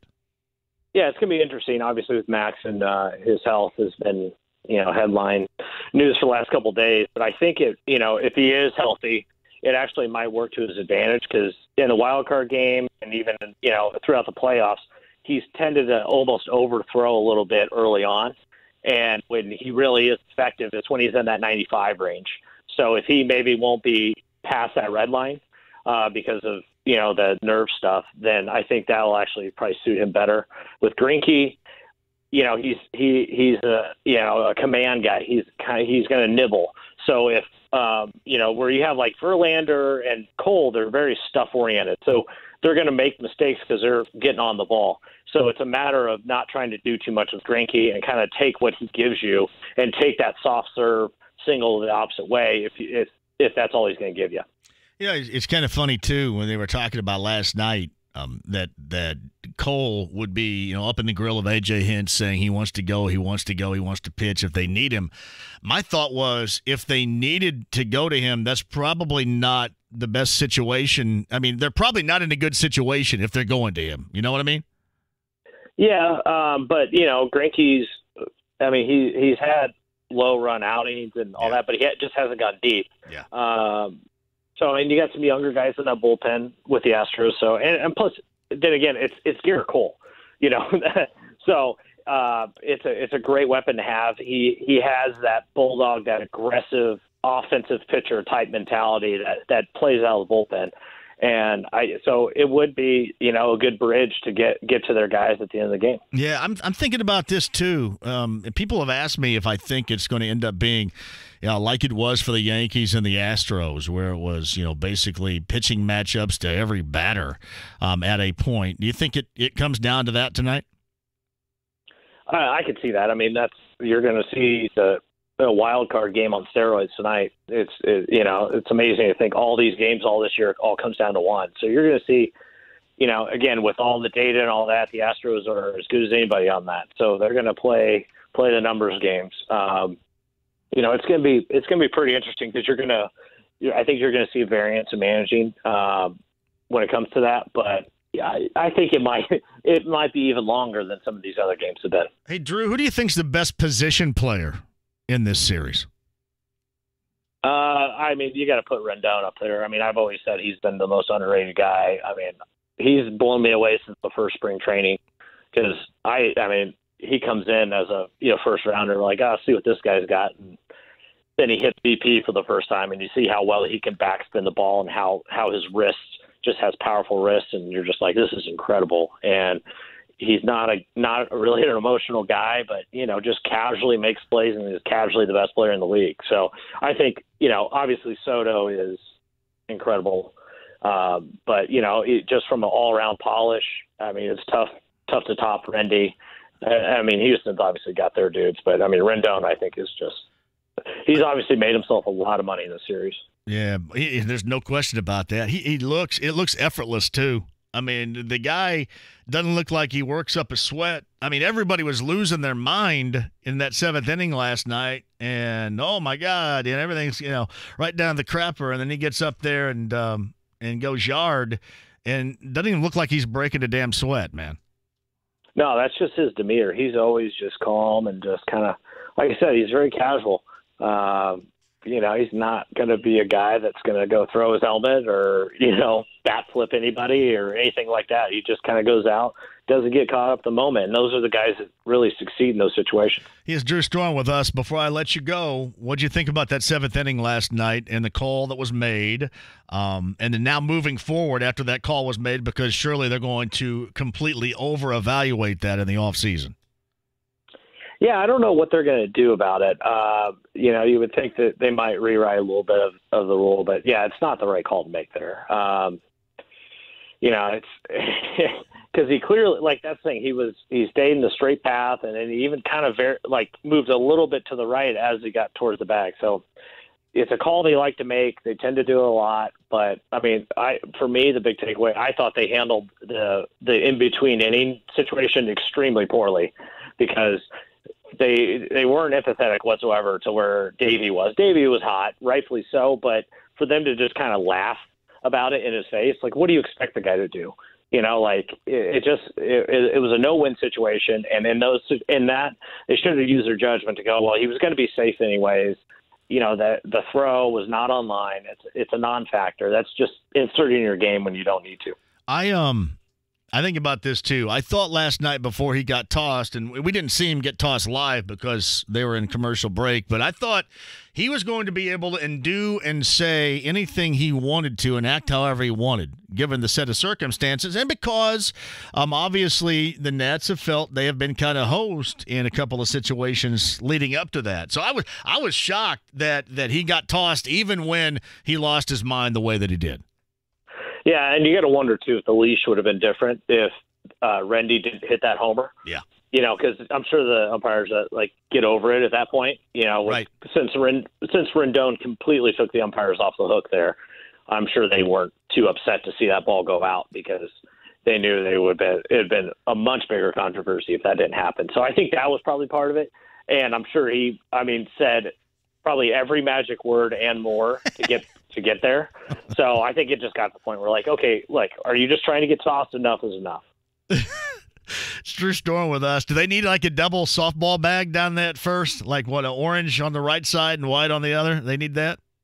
Yeah, who knows? I mean, now with all the different slide rules and all that, I mean, they're changing the game so much that it wouldn't surprise me. I mean, where they're talking about pitch clocks and all that, you just never know. The pitch clocks. Hey, how are you doing? Good. Just like I said, arm feels great. Just kind of doing my normal off-season training and just kind of threw off the mound today, just kind of working on all the pitch design type stuff, throwing with all the new technology and kind of seeing the spin of the ball. It's kind of cool. So it's been a learning experience this year, trying to dive into stuff that really has changed the game in the last couple of years. I think the last time we talked on the air and even off the air, you were in Seattle working on things too. How did that go? Great. Like I said, learned a lot out there and, really learned that like what I wasn't utilizing enough of my body, my lower half kind of had gotten complacent. And so, with all the tech out there, kind of figuring out, okay, here are the type of drills you need to work on. And like I said, saw some improvement and just kind of building off that here. Here's the big question, though. I think Tuck's going to go. What about New Orleans Monday Night Football Bullseye event group with us coming up in December? You on board? Yeah. Just what date is it? Oh hell, 16th maybe. I know. That's good. I know. I mean, you asked me one question. I don't know squat. I think it's the 16th. Is it? Is it the 16th? Okay. Yeah, the 16th. And it's from. We go down on a charter flight and we know how when we went to Kansas City what went down there. But the weather's going to be much better. But we're going and we're staying at a casino hotel. We're going on a Sunday night and then going Monday night to the game and then coming back on Tuesday morning. I think that's it. Okay, yeah, I'll definitely look into it. I think we've sold Tuck on it. I believe. Okay, yeah, that'd be really fun. I'll definitely account for staying at the casino so that the trip will cost twice as much. So, hey, everybody else is doing well. How's Pops doing? Is he still sending you stuff all the time? Oh yeah, he actually was just in town last weekend, so came in and he brought Jace a little pitching machine, so we've been using that. So he's doing great. Jace just turned 3 earlier this month. That's crazy, man. That is crazy. He is fired up for some trick or treating, so hopefully the weather improves. Now, do you guys all dress up or just him? No, he wants us all to dress up. So I'm a lion. So I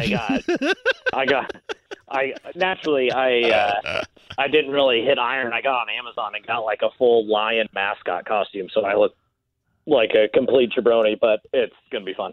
That's going to be awesome. That's what you do, man. See? Yep. You can't tell me that MPOS wouldn't have dressed up as a damn lion if you asked him to. You know what I mean? Yeah. I don't know. I don't think he would have. No, you know what? Now to come to think of it, probably not. Yeah. No, but he would have set me up with a great costume if I wanted one. But I don't see him grinding it out. I bet he would wear one now, though, if you were asked as a grandfather. Yeah. Now that he's pop, it's a different ball game. Hey, man, I'm glad you're back. Seriously, stay after it, and we'll get in touch about December, and if you hit a Pacer game or something, let me know. Okay, we'll do. Great chatting with you, JMV. Tell your dad I said hello, too. I will. See you. It's Drew Storm on the Andy Moore Automotive Group hotline. In no way Pop's going to dress out as a lion. None. Zero. Pop wasn't going to do that. No way. Carl on the other side. Let's do some calls. This is really good on everything going into this Game 7 from Drew Storm. Podcast now, 1075thefan.com. Chain Smoker tickets we'll get up to, and your calls about everything, including the Pacers and their matchup with the Nets later on tonight. Can they finally win one? 0-3 on the season. They get the Nets on the road in Brooklyn tonight. Some Colts stuff. The Wednesday injury update. We'll get to that with some significant names on it and more with you at 239-1070 next. Tuesdays are the worst. They're all that stands between you and the downhill part of the week. But now they're a lot less worse, because Wing Tuesdays at B-Dubs are buy one, get one free traditional wings. So Monday, you may kick off the week. Wednesday, you may have a cool nickname. Thursday, you might be the almost weekend. But watch your back, because Tuesdays just officially became Wing Tuesdays. Buffalo Wild Wings. Roar! Buy one traditional wings order and get one of equal value free. Participation and promotional details vary by location. Check in with your favorite Buffalo Wild Wings to learn more about this offer. Did you know that online sports betting is now legal in Indiana? And online sportsbooks have limited time offers available right now, like exclusive bets and deposit match bonuses. At PlayUSA.com, we compare offers from top online sportsbooks so that you can skip the work and get to betting. Go to PlayUSA.com/radio today and choose from thousands of dollars in bonuses, all of them reviewed and rated. Don't bet without your bonus. Visit PlayUSA.com/radio now. 21 and over, Indiana customers only. All gamblers bet at their own risk. Winning is not guaranteed. Gamble responsibly. Call 1-800-GAMBLER for resources and to learn more. It takes courage to talk with that someone special when there are problems in the bedroom. Erectile dysfunction, or PE, can shatter your confidence and make your relationship challenging. You can put an end to these issues. Have the courage to make just one confidential visit to the Indianapolis Men's Clinic and get that spark back in your relationship. The doctors at the Indianapolis Men's Clinic offer the latest solutions for all ED and PE issues, and you'll see results in your first visit, or there's no charge. Call 999-9000 to meet with their licensed providers, no matter your age or your conditions. Diabetes, high blood pressure, prostate cancer, low testosterone causing your issue. It doesn't matter. They can help. Call the Indianapolis Men's Clinic at 999-9000. That's 999-9000, or online at indymensclinic.com. Have the courage to take that first step. Indianapolis Men's Clinic, your key to a better life. With mortgage rates in the twos, you have choices. Lower your monthly payment, pay off credit cards, buy a new house. Golden Oak Lending has lowered mortgage rates to 2.875. And that's a fixed rate. This is James Hawkins. If you're struggling with credit card debt, we can help you pay it off at a low rate. At 2.875, now's the time to fix the house. Finish the basement. You have so many choices. We're easy to work with, and we'll give you a free mortgage checkup right over the phone, so you can find out exactly how much you can save. Or apply online at goldenoaklending.com with our fast Zipline mortgage. Call our Indy office at 317-706-GOLD. 706-GOLD. Our experts will walk you through it all, and if we can't close your loan, the appraisal is no charge. Golden Oak Lending, cured my blues. NMLS 114937, FHA 15-year fixed, APR 3.915, 20% equity with approved credit. Regulated by the Indiana Department of Financial Institutions.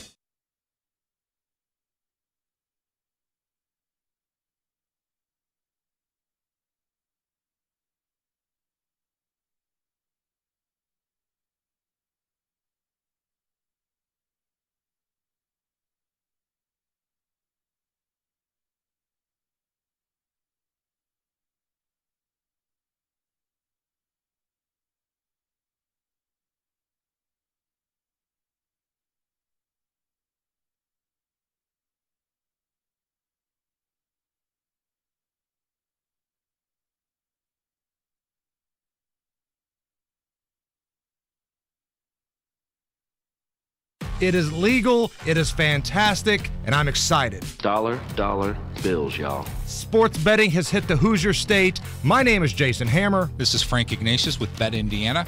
Join us every Thursday right here on 93.5, 107.5 The Fan as we break down all things sports betting, the lines, the trends, and maybe, just maybe, a few picks. The amount of money I'm going to be making would hurt your parents' feelings. This Thursday at 7 on 93.5, 107.5 The Fan. It's Andy Moore Toyota. It's in Avon. It's 5 miles west of 465 on US 36. Anybody need a new vehicle? You guys want one-stop shopping that is very easy, where guys like Ben Mendoza treat you how you want to be treated? The last thing you want in all this is a huge hassle. I completely understand that. That's what you don't get at Indiana's Best. Talk to Ben Mendoza about the Corolla, about the Camry. In SUVs, 4Runner, RAV4, Highlander, 3 of the most popular anywhere, and get yourself a great deal and enjoy the car buying experience again at Indiana's Best. Online, AndyMooreToyota.com, or 5 miles west of 465 on US 36. Do you need furnace or heat pump service and need to find a local well-trained expert you can trust, like Family Heating and Air Conditioning? We'll find that American Standard dealer at IndyHomeComfort.com. The 2019 Pacers season is underway. Tapped up and in from the weak side. The Blue and Gold have reloaded and look to challenge all comers in the Eastern Conference. Where Sabonis grabbed it and dunked it as he was fouled. Hear every game on 93.5 and 107.5 The Fan. Next up, the Pacers head to Brooklyn to take on Irving and the Nets tonight at 7 o'clock. Your home for Indiana Pacers basketball is 93.5 and 107.5 The Fan. The Ride with JMV. Bullish Brent's hanging and banging with you until the 8 o'clock hour. Coming up, we have artists such as Living Color and the Fine Young Cannibals right now. Here's Roxette, The Look, 89.9 WROL. 93.5 and 107.5 The Fan. Here's the pitch. Soto swings and hits one high and deep to right. This is way back. Going, and gone. Goodbye. Into the second deck. A tremendous home run for Juan Soto. Bang! Zoom goes the magic wand. Hey, I'm assuming that's the Nationals radio network. You say boom goes the magic wand? All right, what do we stand on? Boom goes the magic wand right there. Bang! Zoom goes the magic wand. You say zoom or boom? He said, zoom, there goes the magic wand. Zoom, there goes the magic wand. Give me that one more time, would you? Bang! Zoom goes the magic wand. All right, where are we with that call right there? Zoom goes the magic wand.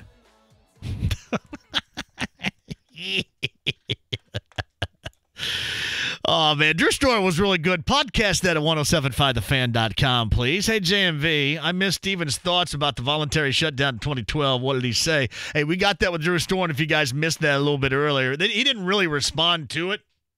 Just talked about growth and other stuff. But if you want to hear, Drew was on that team. He just was on the show podcast, and you can check it out too, Jack. 1075thefan.com. Hey, JMV, Kevin's call a little bit earlier. Are you bringing back Anything Goes? That was not an Anything Goes call. Not at all. JMV, Kevin was succeeding in not being funny earlier. Thank you. JMV, I love building within. I don't think any draft pick in the 6th or 7th round is on the team. What's wrong with a late round draft pick for an established player? Hey, Brian, I don't completely disagree with you, brother. I don't. Especially when it's in a need category. I don't. I do not disagree with you right there. Sean writes this. Zoom goes the magic wand rivals boom goes the dynamite. Zoom goes the magic wand, as in Juan Soto. Carl's at 239-1070. Carl, welcome to the show. Thank you for the wait. Go ahead. Hey, great show. I had a question that's been bothering me probably for 30 years. I was watching a game about 2 weeks ago when Aaron Rodgers, he goes back, throws a perfect pass down the field, probably 40 yards. Some rookie receiver, he slips and falls. The ball hits right off his helmet, and it pops right up in the air, and the defender picks it off and runs it back the other way. I don't know. I think they need to change it like baseball, where they get more specific on interceptions, like maybe dash A and dash B, because that wasn't Rodgers' fault. That was a perfect pass, and the receiver just didn't catch the ball. Okay. Yeah, you're talking about when, like, I'll give you a better example. A year ago, and we talked about it with Zach Pascal last week. Zach Pascal, he was throwing a ball by Andrew Luck, and he juggled it up in the air against New England, and they picked it off.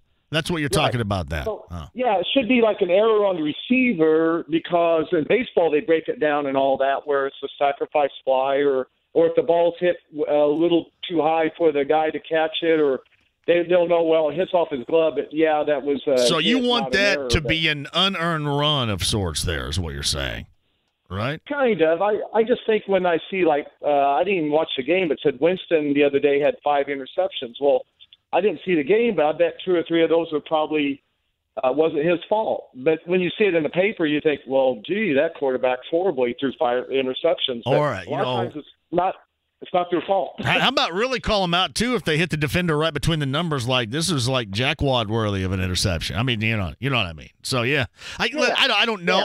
Yeah. Like you asked me this, Carl, and my normal response would be in football. Holy crap, there's so much to deal with right now. Why do you need more? But I would. I mean, yeah. If I'm a quarterback, yeah, I wouldn't want that on my particular box score resume. I would agree with you on it. Yeah, and some of them, it's timing patterns where you throwing a ball to a certain point on the field, the receiver falls down. But how about this, Carl? Hey, Carl, I'm sorry to interrupt. How about this? How about when a quarterback throws it and it's egregiously thrown, yet it is still caught by the receiver? Do you take that away? Do you put that in the category if it's a crappy throw but still caught? Nah, I don't know. That's kind of like a Hail Mary where Rodgers just throws it in the end zone and everybody goes up to catch it. But don't give him that touchdown and don't give him that yardage then, right? Well, I think a lot of them are definitive where just like that guy fell to the ground, the ball pops off his helmet. I don't know, it just seems like there's more definitive just saying, oh, that's an interception. It should be like dash A or dash B. A is on the quarterback's fault. B is the receiver's fault. I don't know. Carl, it's just been bothering me for years. I think too much. That's okay, Carl. Thank you for the call. There's something else. What did you guys think about the carrying the bat down to first base? I thought Bregman was going to carry that thing around like Pedro Serrano when he tied that play-in game for the Indians up with the Yankees, if you remember. And then Soto did the same thing. Soto did the same thing. And then Bregman apologized after the game. I don't mind it. Anybody else mind it? I didn't mind it. Carrying the bat down there. I tell you what, I didn't mind it with Bregman, and I know everybody thought it was kind of douchey, but I really didn't mind it with Soto. That was a great get back. And people were asking, was that a petty move by Soto? Well, hell yeah. Hell yeah. That's a high-level pettiness, though, that I can appreciate. Holy crap, we're all petty, especially with that. Like, how many of you out there, when's the last time any of you were incredibly petty? Like, I go by hour basis on pettiness, I think. How about you? When's the last time you were petty? Did it happen today? No, it wasn't today. I get petty quite a bit in traffic. Petty. You know, if someone gets in front of me and we're in traffic, and I'll try to get around them because I hate when people do that. Oh, man. Just try to get one car ahead of you. Yeah. Like it's going to get you there any faster. So that makes me you don't let anybody get in front of you if they drive all the way up and they know that the left lane is closed.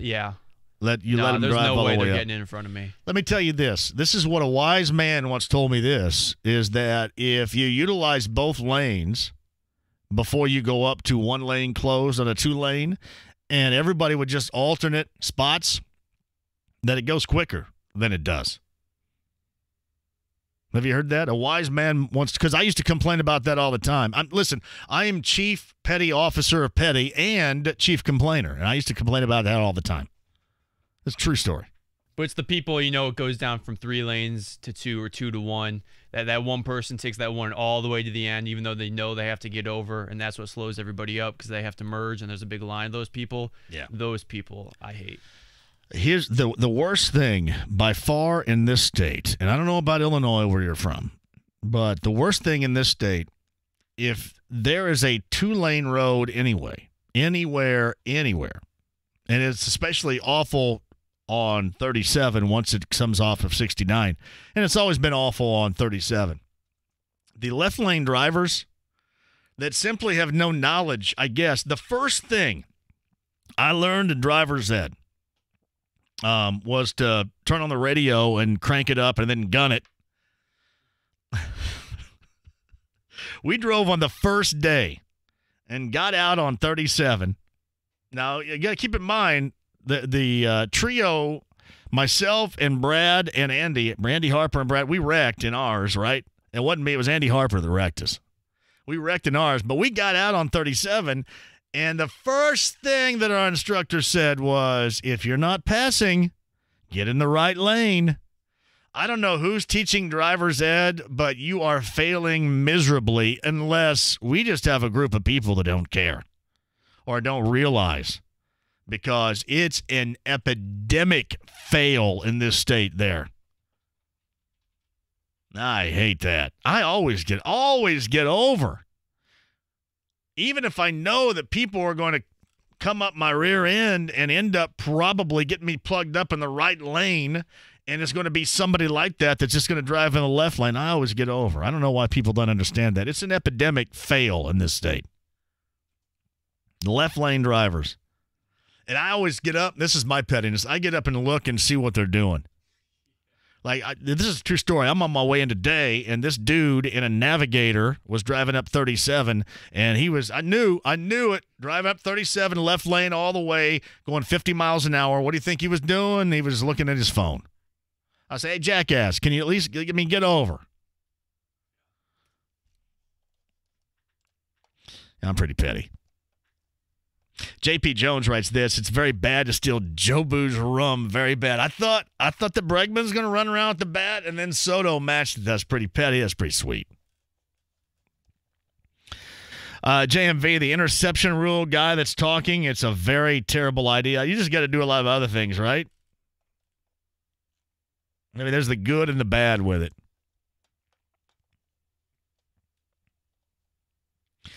Yeah, your producers, why Indiana drivers are the worst. Indiana's the only place where people go slower than the limit in the left lane, speed up when you pass on the right, then flip you off when you go around them. I don't think he said that. You were talking about. What I said at all. all. You were saying he was saying going one lane to two, you don't let them in. And I said a wise man once told me that when you're going into a either lane closed situation, going to two lanes to one, that if everybody would get lined up in both lanes, no matter you're talking about the one that continues or the one that is ending, and just kind of slide in. If everybody was cooperating, that would go much easier. A wise man once told me, and it wasn't Todd Meyer. It was a wise man that once told me. Quick one, we'll come back. Top of the hour, Kevin Bowen. All you need to know about the Colts. The latest on the injury report is kind of interesting. We'll do that on the other side. And it didn't take too long, right, for this entire Cleveland thing to implode. The latest meltdown, and it's Baker Mayfield, the quarterback with the Browns media. We got that for you. Other side next.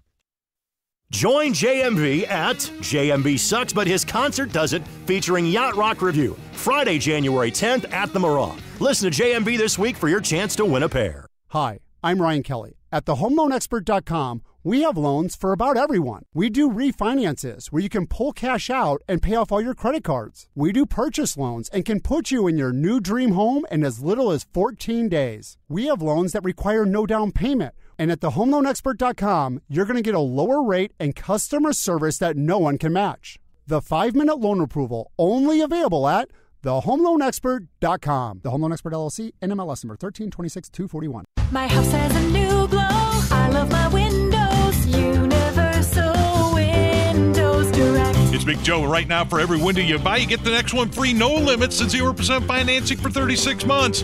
Call 317-659-8191 or go to universalwindowsdirect.com. And like me, you'll be saying, I love my windows. I love my windows. They've got that brand new home effect. Universal Windows Direct. Warning. This product contains nicotine. Nicotine is an addictive chemical. The world is changing. Isn't it time smoking changed too? Vuse Alto is a vapor product offering you a satisfying alternative to cigarettes. Simple to use, surprisingly quiet, and impressively powerful. Our best vapor yet at our best price ever, 99 cents, plus tax at participating retailers. 99-cent offer applies to Alto device. Pods sold separately. Underage sale prohibited.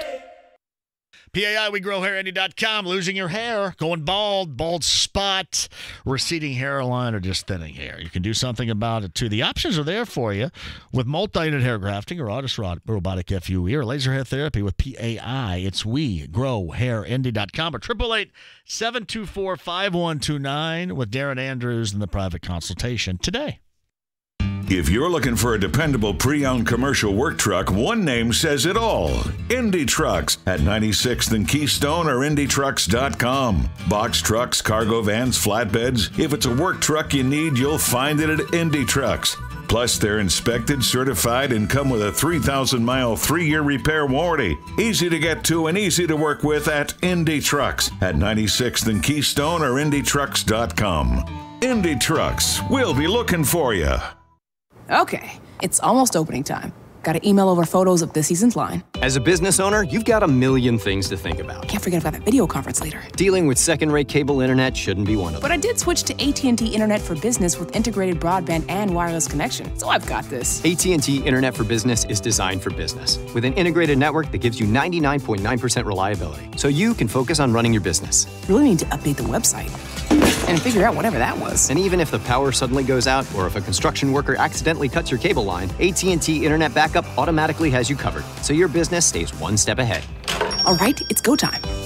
Choose fast, highly reliable AT&T Internet for Business today and get a $100 AT&T Visa Reward Card. Go to att.com/business internet or call 855-433-5700 to take advantage of this offer today. The AT&T Visa Reward Card is issued by the Bancorp Bank pursuant to a license from Visa USA Inc. and can be used everywhere Visa debit cards are accepted in the United States, U.S. Virgin Islands, and Puerto Rico. No cash access. The Bancorp Bank, member FDIC. Is your business still settling for slow internet? Well, time is money. Switch to Comcast Business now and get a great deal on fast, reliable internet. With a 30-day money-back guarantee, installation when it works for you, and 24/7 customer support, it's time to take your business beyond. Right now, get 75 megabit internet for $49.95 per month for 2 years when you add 2 voice mobility lines and sign up for paperless billing and autopay. Plus, we offer solutions like powerful Wi-Fi that thinks about what customers want, and automatic internet backup that can keep your business running. So what are you waiting for? Get the internet your business really needs. Call 1-800-501-6000 today. Comcast Business. Beyond fast. Monthly service charge increases by $10 without paperless billing and autopay. Offer ends 11/21/19. Restrictions apply. New business customers only. 2-year agreement required. Early termination fee applies. Equipment, taxes, and fees extra, subject to change. Backup limited up to 8 hours. Hey, it's BullseyeEventGroup.com. Colts VIP tailgate coming up before the Dolphins game. Get those passes right now. All you can eat. Celebrity Chef Aaron May makes it all up for you. It's fantastic. All you can drink is really good. Top shelf everything. DJ Skids, DJ Indiana Jones. I do a radio show. Plenty of room inside the Bullseye Event Center. You will love it. I'm telling you what, game day experience. You guys know this. If you go to a game and you don't go to Bullseye, you feel it. It's just not the same. Game day experience the best it can be by going and being a part of the Colts VIP tailgate presented by Hayes & Sons Restoration with BullseyeEventGroup.com. Remember our trip Monday night in New Orleans coming up in December. You can get those tickets. Go ahead and make sure you're a part of that as well right now. Or if you need the Bullseye Event Center for a corporate gathering, a party, an event, you can rent that out too. So passes to the Colts VIP tailgate, renting out for a party or an event, the Bullseye Event Center, or a flight there and back for the Monday Nighter against the Saints. You can get it all, BullseyeEventGroup.com right now. Did you know that online sports betting is now legal in Indiana? And online sportsbooks have limited time offers available right now, like exclusive bets and deposit match bonuses. At PlayUSA.com, we compare offers from top online sportsbooks so that you can skip the work and get to betting. Go to PlayUSA.com/radio today and choose from thousands of dollars in bonuses, all of them reviewed and rated. Don't bet without your bonus. Visit PlayUSA.com/radio now. 21 and over, Indiana customers only. All gamblers bet at their own risk. Winning is not guaranteed. Gamble responsibly. Call 1-800-GAMBLER for resources and to learn more. ATI Physical Therapy is there for when you're injured, in pain, or recovering from surgery. They're there to help you get back to your best with expert hands-on therapy customized for you. They'll schedule your first appointment in 24 to 48 hours, plus they have early and late hours to meet your needs. With 58 Indiana locations, visit ATIPT.com or call 855-MY-ATI-PT to find an ATI near you. Returning to better health is a big deal, so look no further. ATI Physical Therapy, here for you. The Pacers' road trip ends in Brooklyn with the Nets. Tonight at 7 on 93.5 and 107.5 The Fan. The Ride with JMV. Nachos, lemon heads, my dad's both. You won't go down cause my 93.5 and 107.5 The Fan. Happier, baby. Get down in the left lane, we'll all be happier. Colts fans are happy around here. We'll talk to Kevin Bowen about that coming up in the 5 o'clock hour. We'll talk about some of the injuries or the did not participate in practice situations for the Colts today. Now, James Conner is missing some time. And it'll be interesting whether or not he's going to play for the Steelers coming up on Sunday afternoon. Remember, Pittsburgh 1-5 in the past 6 against the Colts, and that last win coming in the 2008 season. And again, a different Steeler team altogether. Without Roethlisberger, without Antonio Brown, without Le'Veon Bell, but still very formidable. I mean, anybody's formidable for the Colts at home or on the road. I think we all understand that right now. I mentioned this a little bit earlier, too. A meltdown in the process in Cleveland. They're calling out the coach, Freddie Kitchens, for not getting the ball enough to Odell Beckham Jr. He has mentioned that as well. The offense is floundering. The record is unacceptable to a lot of Browns fans and national NFL football media that thought things were going to be great in Cleveland. And today, Tony Grossi, ESPN Cleveland, in an interesting back and forth with a testy quarterback, Baker Mayfield. The penalty happened and the clock's not running. No, stop saying but. I just told you the clock was running and we had a penalty. You want to give them the ball back? No, you don't play. You don't know it. That's just plain and simple. Were you happy with that drive? Was I happy with the drive? No, we didn't score points. It's the dumbest question you could ask. What?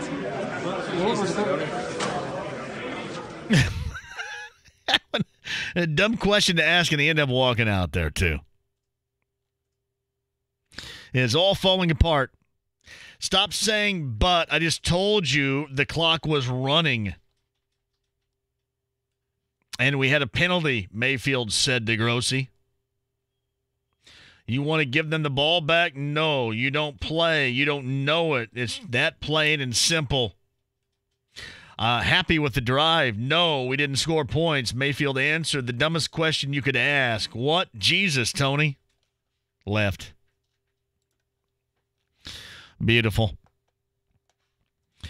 JMV, Mayfield is Manziel 2.0, and I'm a jackass for drafting him in my fantasy league. My whole thing about Cleveland was you could just, it seemed to me the entire time that you just had a combination of things that rarely work.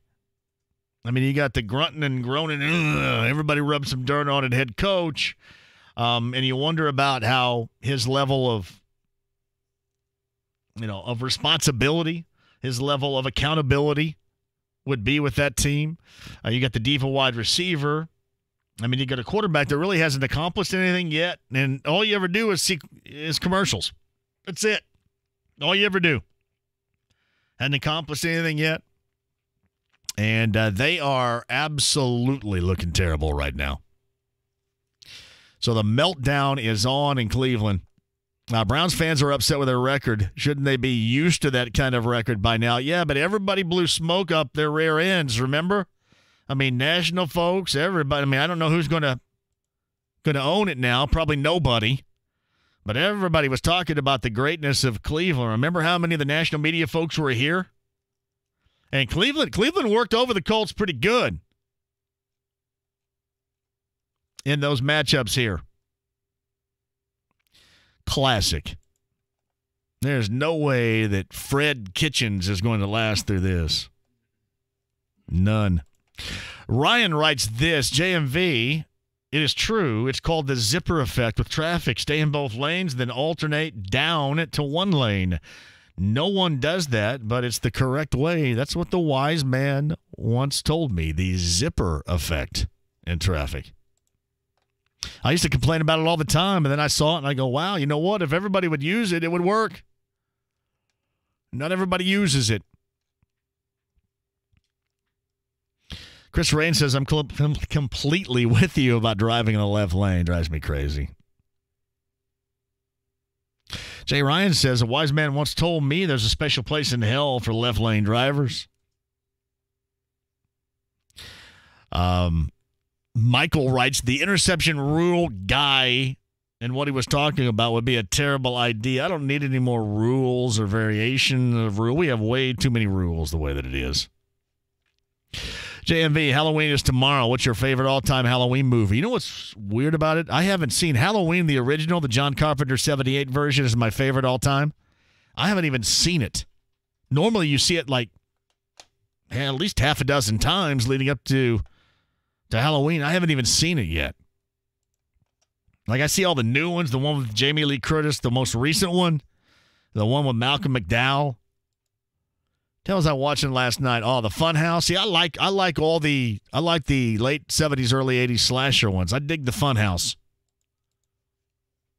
The Funhouse. I just haven't seen the original Halloween. And the film score that was created by John Carpenter, it didn't even take, there's no blood, no gore, nothing. Just suspense. And the utilization of the score that was created by John Carpenter is so incredible. So, yeah, that'd be it. But I haven't seen it yet. Yeah, the Rob Zombie one, yeah. I haven't seen too much. Trick-or-treating tomorrow night, though, I guess, for a lot of you, right? Anyway, quick break. We'll come back. Kevin Bowen's going to update us on those that set out today due to injury and the matchup with the Steelers. Plus, man, I am so much wanting to tag this must-win tonight. I just don't think the Pacers are going to win, so I'm not going to tag it must-win. I will say this, though. Must-win, I think, is much more applicable here than it was in week number 1 against the Bengals for the Colts last year. Let's face it, at some point, you want to get off the snide here, Pacers. You do. In Brooklyn later on tonight. That and more with Kevin Bowen next. Pick us up. It's on its way. The Colts continue their amazing run.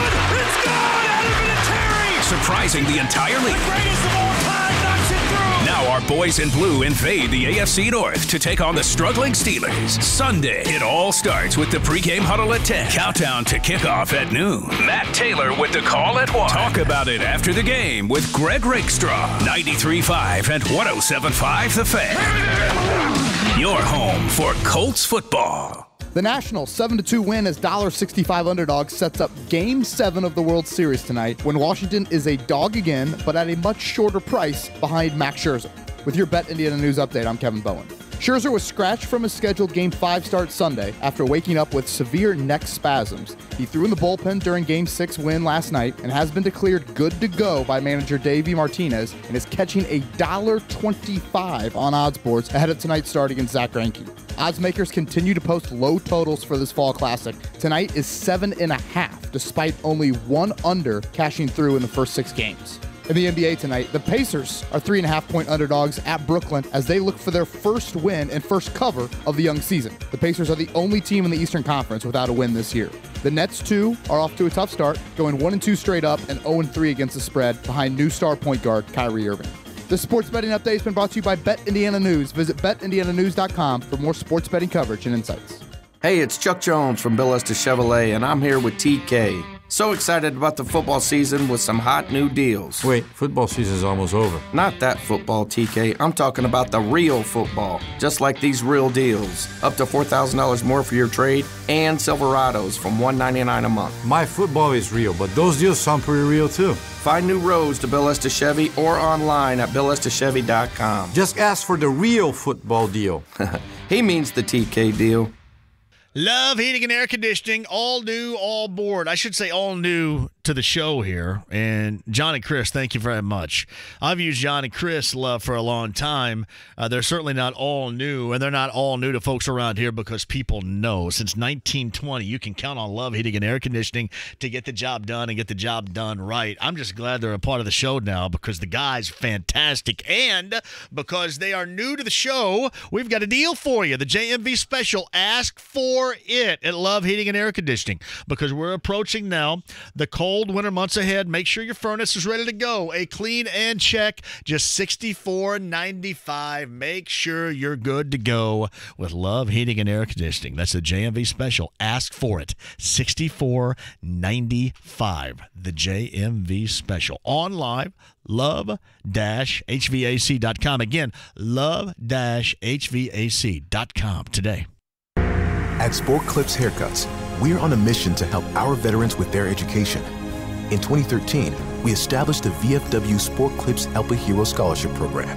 With the help of your generous donations, we've raised over $6 million and awarded more than 1,400 scholarships across the country. Visit Sport Clips today and help a hero. And on Veterans Day, November 11th, Sport Clips will donate an additional $1 for every haircut we give. Help us continue this honorable mission. The fans are ready. The coaches are ready. And the Colts are ready to go.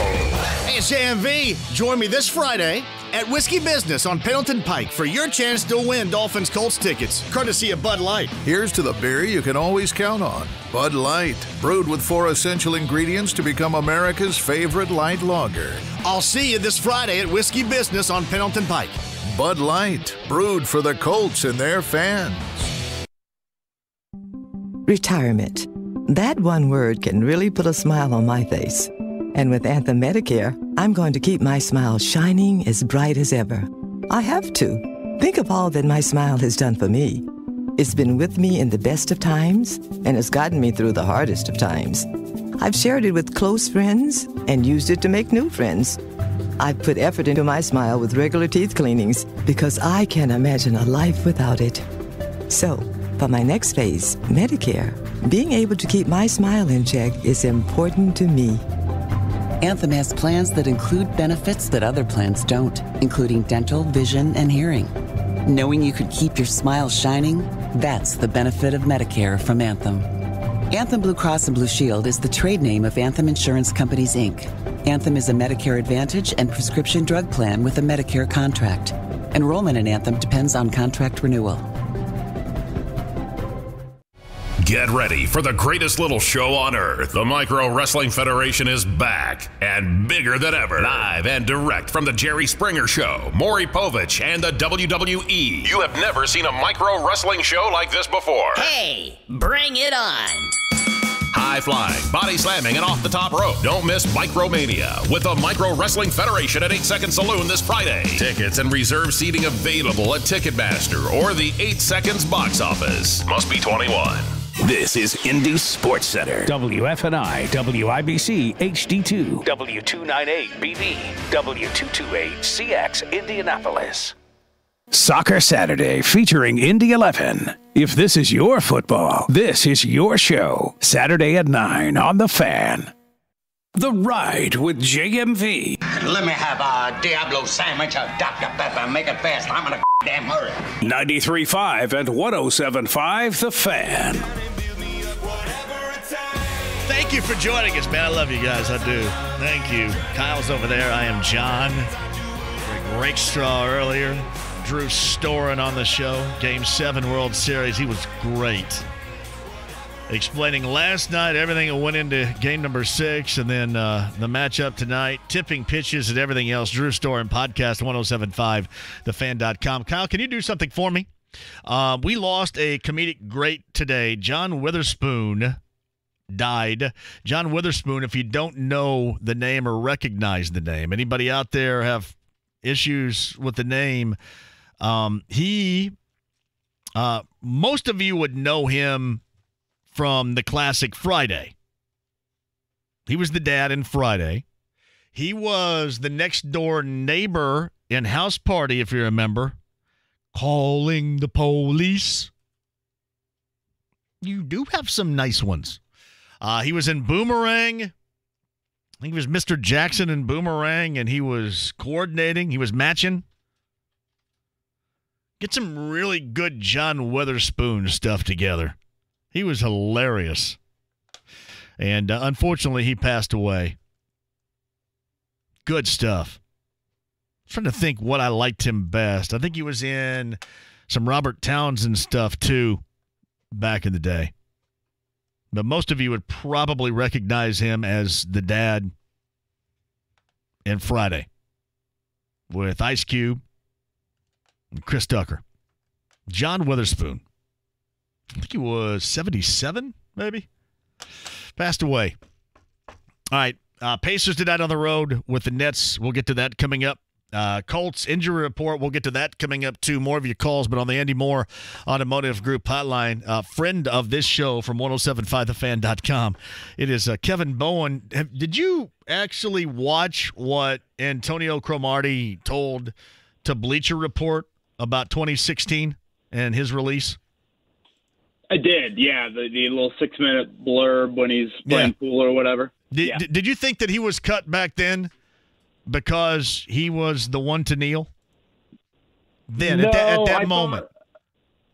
I thought it was like 95% because he looked like he didn't belong on the field in Jacksonville, and that was like on the field when he was trying to play cornerback in London, and not because of what he did, whatever, the 5 minutes prior to kickoff or what he did the week before at Lucas Oil Stadium. And, I also heard that he wasn't the most well-behaved individual maybe off the field. Yeah, I heard that too. Again, is not kneeling sort of behavior that I'm referencing there. But, I mean, he got torched in that first half in Wembley Stadium. I mean, he got benched at halftime. Yeah, so, because he wasn't out there when Alan Hearn scored that touchdown, I don't think. But he got when the pass was tipped and intercepted and it got down inside the 20. I was there, I remember, back in 2016.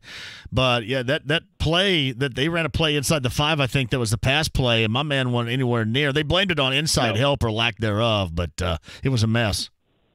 Yeah, I remember that play. It was a slant to Allen Robinson, and he just got turned around and wasn't even close to Allen Robinson on that play. So he was an interesting cat, Antonio Cromartie, to say the least. And obviously his comments referencing what Chuck Pagano said in a team meeting about the Colts not wanting anybody to kneel, that's definitely not a great reflection on, Chuck. But I think that his tenure in Indianapolis, the vast majority of reasons were because he just looked like Father Time had caught up to him. Yeah. It's back in 2016. That popped up a little bit earlier. It's Kevin Bowen, 1075thefan.com. He's on the Andy Moore Automotive Group hotline. What'd you make of the injury report that was released in the 4 o'clock hour today? Well, definitely some big names on the defensive side of the ball. With no Danico Autry practicing, no Pierre Desir, Kenny Moore and Jabal Sheard, both guys that played and finished the game on Sunday. They've kind of been on and off the injury report this season, and then Kari Willis as well. So I guess Autry, Desir, and Willis are probably the 3 names that I think we should watch as the week goes on. I asked Frank Reich earlier today, is Pierre Desir in this hamstring situation, is it approaching or could it be Clayton Geathers, T.Y. Hilton last year, where this guy might not practice all week. He might barely practice, and then he kind of tests it out every Friday, and you see if he can give it a go or not.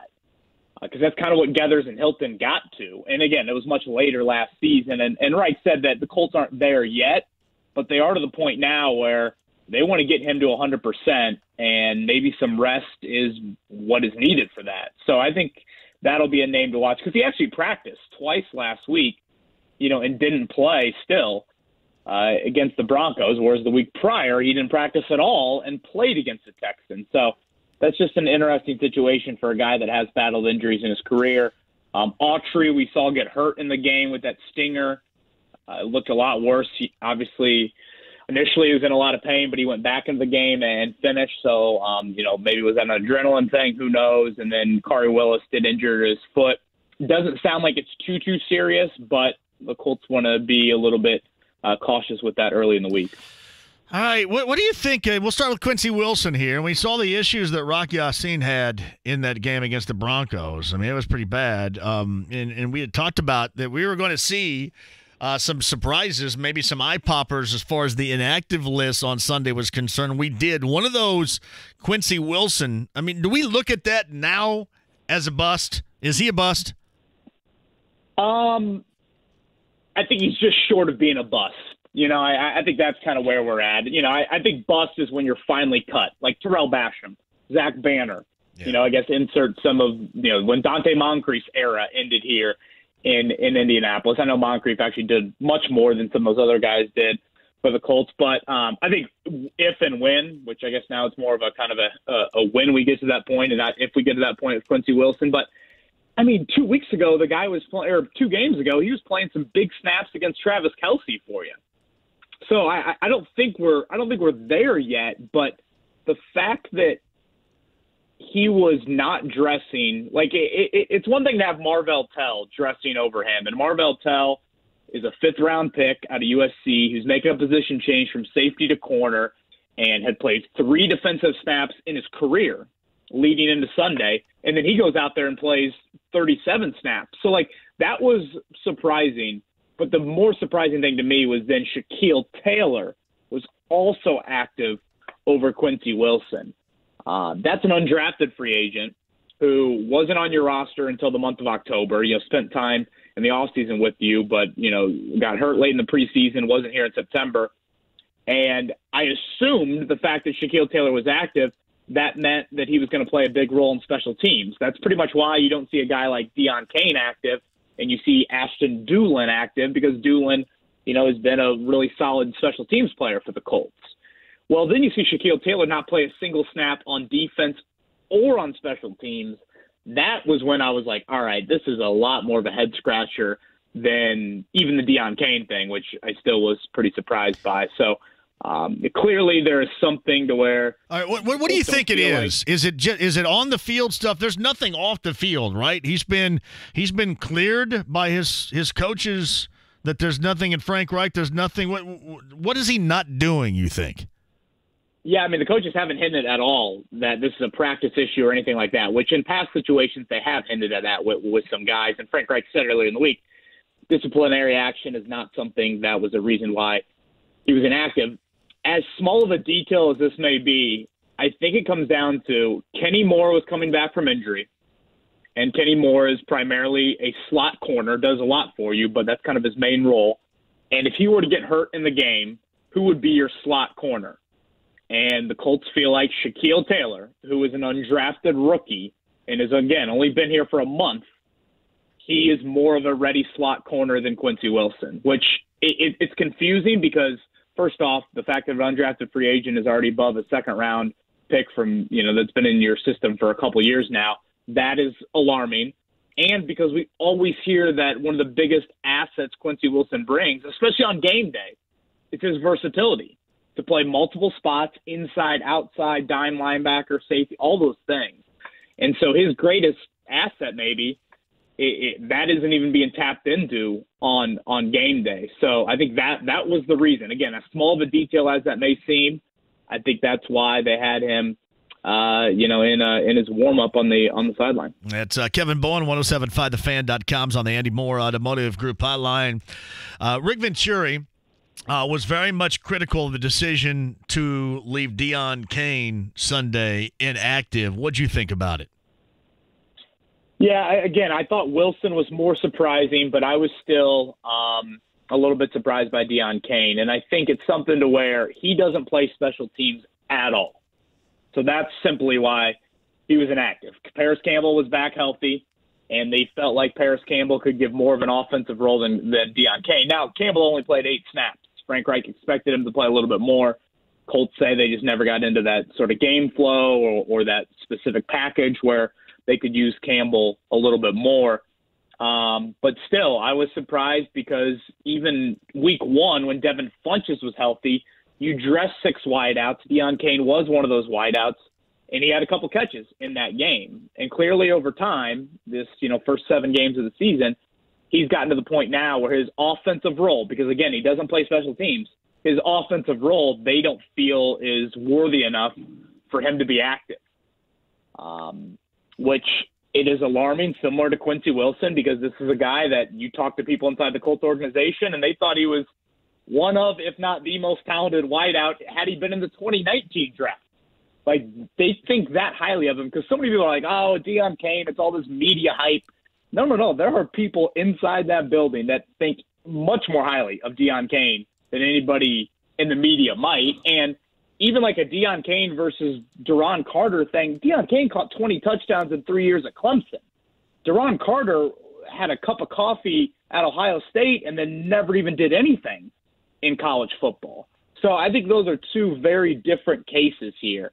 And the fact that Chester Rogers, Zach Pascal, 2 guys that where their ceilings are, the fact that they're continuing to dress over Deion Kane and even Paris Campbell and Ashton Doolin, that's not a good thing because it's a team that continues to look for a consistent number 2 wideout option behind T.Y. Hilton. You feel like Kane has potential to possibly factor into that mix.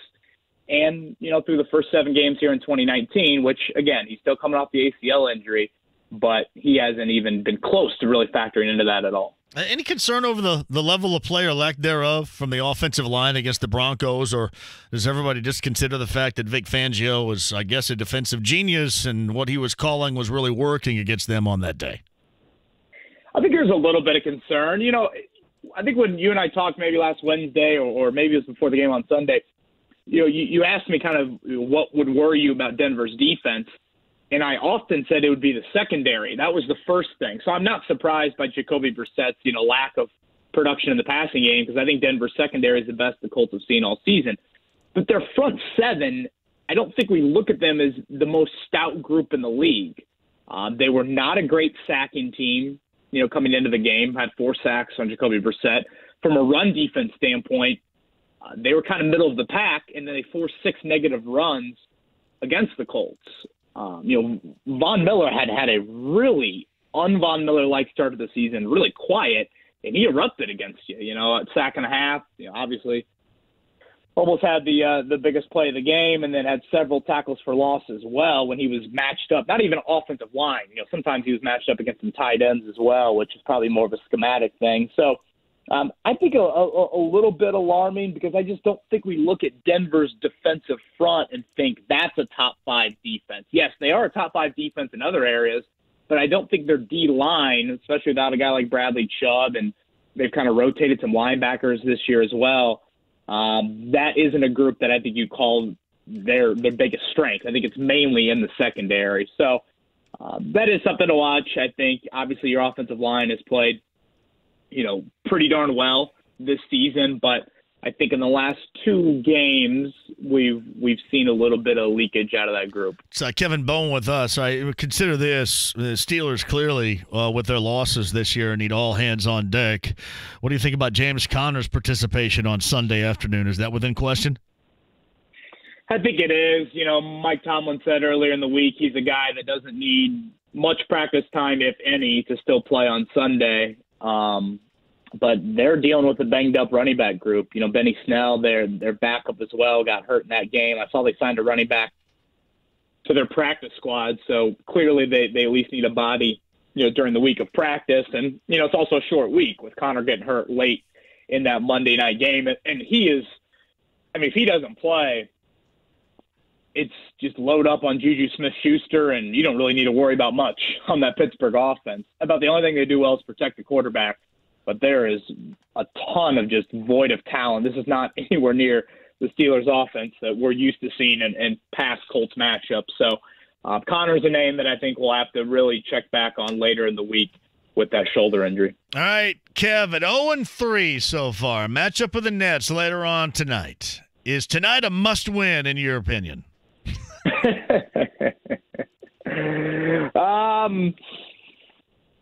They're the only winless team in the East, all right?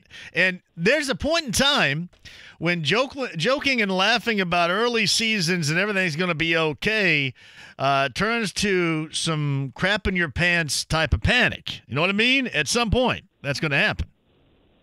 Yeah, I think you and I are kind of on the similar path of, everyone can sit here and say that, okay, 3 games is what, 1/20th of an NBA season, something like that.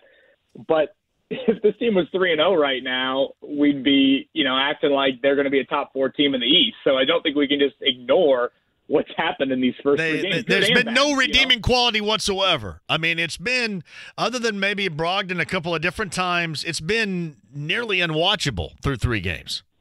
Yeah, which is really, really sad to say, honestly, for a team that even when they do struggle, you feel like, from an effort standpoint and things like that, it's a team that you at least want to watch. So, obviously it's not a must win, but boy, you felt like early in the season there were some opportunities to salvage something, especially with what the first 10 or 11 games looks like. I would say maybe the 2, I would say 3 things really stand out to me as super, super frustrating.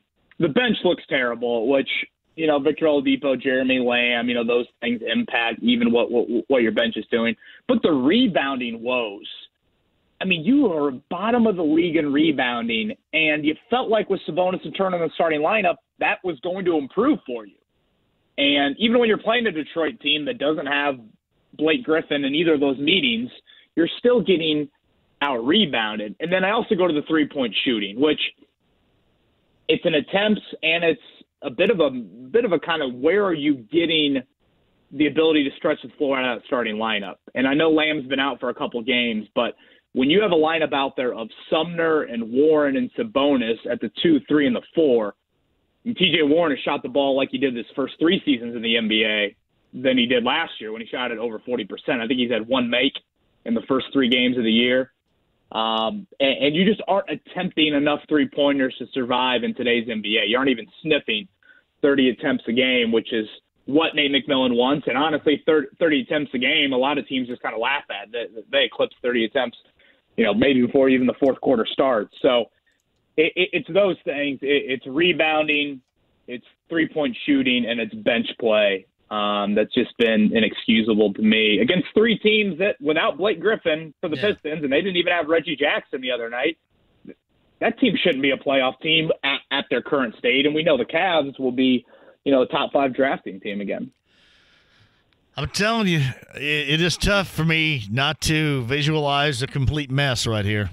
It seems like everything that we're talking about, they're missing right now, maybe with the exception of the rebounding you're talking about, but the defensive presence, somebody that can be a knockdown three-point shooter that they had last year and they don't have right now. You know what I mean? Yeah, Thaddeus Young, his presence you can see has definitely been missed on the defensive end. And it's something that I also feel like is a clear issue with one eye looking forward, because I think we do have to have that sort of perspective with this season, considering Victor Oladipo's status and everything. And you and I have talked about this many times. Your last 3 first-round draft picks, Goga, Aaron Holiday, TJ Leaf. If you're making a rotation with a healthy group right now, you wouldn't have those 3 guys in your top 8 probably. Holiday's been a DNP coach's decision the last 2 nights, even with some injuries. And TJ Leaf, when healthy, he's not sniffing the floor, shouldn't sniff the floor, honestly. And when you're in this market, and I know it's super early on Goga, but, Leaf and Holiday are 2 guys that played collegiate and played at a high level for a major college program that you would expect to be able to give you something of substance early in their careers. And right now, you don't even consider them to be top 7 guys on your team. That is an issue in this market because when you aren't going to be able to have the spending spree in free agency and attract a whole lot of big names, you've got to be able to hit in the first round. So that's another thing that it might not be as pressing as other issues, but when you look a little bit ahead, that remains a big issue for me. So you're calling this a must-win? Is that what you're saying right here? I know you're calling it a must-win. I'm not going to go all the way there because, what do you have? Don't you play the Bulls? The reason why I'm not going to call it a must-win because I don't think they're going to win. I don't think they're going to win tonight. I guess that's why I'm not. Maybe you turn that into Friday with Cleveland here in town. I want to say your next 3 home games are like Cleveland, Chicago, and the Wizards. Correctamundo. Now those qualify as must. Those are. After this first 10, you need to get back to 500. I wish there was something you can go, well, you can expect this to happen because it's been pretty awful so far. It just really has. Yeah. I'd like to think that, Jeremy Lamb back tonight, that's going to lead to, a ton of success. And we saw how he played in the opener. And I get it. There are guys that are gelling together and a lot of change and a lot of uncertainty coming into the season with new faces and, trying out a new starting lineup. But when you look at the schedule you have early in the year, the Fort Wayne Mad Ants would make these games pretty competitive, considering what Detroit and Cleveland have. So, tonight I'm not expecting a whole lot tonight. But you look at Friday, you look at Sunday, you look at the Wizards next week. Those are games that you have to have. All right, what are you writing about? Looked a little bit at Rock Ya-Sin today. Went back and watched the film from his penalty-filled, honestly, an Antonio Cromartie-like performance for Rock Ya-Sin on Sunday afternoon and just try to dive a little bit deeper into that cornerback group and make sense of what's going on there. So that's up on 1075thefan.com.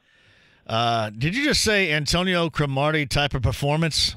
What exactly are we talking about here? Oh, corner play. Oh, corner play is what we're talking about. I was going to say. That can be a variety of Antonio things. Cromartie, if you're talking about him in the bedroom, that's a whole different type of performance with how many kids he's got. That's an all-timer right there. So that's an all-timer. Hey, did you hear Matt Taylor's call when he said "Holy my"? Yes, I did. Do you think he was trying to say "Holy crap"? As I've been an advocate for him to put into his repertoire. Do you think he was trying to say or thought about saying? Do you think he had all thought about saying "Holy crap," like I have told him to say? Yeah. Have you talked to him about that yet? No, we haven't talked. No. Have you talked to him about it? That I just no, and I'm glad you brought it up, because I'd be very curious to get his honest opinion of what he was about to say there. Can you find that, Kyle, before we finish this conversation? He said, "Holy my." Now, some have suggested to me that he got caught between "holy cow" and "oh my." But given the fact I have pushed my agenda on saying "holy crap" in one of these big moment calls, I thought he might have been going the "holy crap" route. Give me a thumbs up when you have that ready, Kyle. But you thought the same thing, huh? Is he allowed to say crap? I don't think they'd go over very well, no. I would love it, but I'm in a minority here, I think. I would have to I don't know. If Pete Ward is driving on his way home right now, text me and tell me if you think that's a good idea. I think it is. But my judgment sometimes is a bit skewed and not what others would think would be even close to satisfactory. You know what I mean? Yeah, I'm going to say Pete Ward's standards for what he wants Matt Taylor to say, and your standards for what you want Matt Taylor to say are slightly different. I think "holy crap" said, we just played one a little bit earlier with a dude last night with Juan Soto's home run, said, waving the magic wand, and that's lame. Holy crap, I think, is pretty sweet right here. Uh-oh. We've got a hotline ringing. I want you to hold on here. Is that who I think it is? We're going to go. Let's get both of them. But Kevin Bowen's going to hang on here. I'm assuming that's Matt Taylor on the Andy Moore Automotive Group hotline right now. Hey, Matt, can you help us out here? Were you trying to say "holy crap" with that call?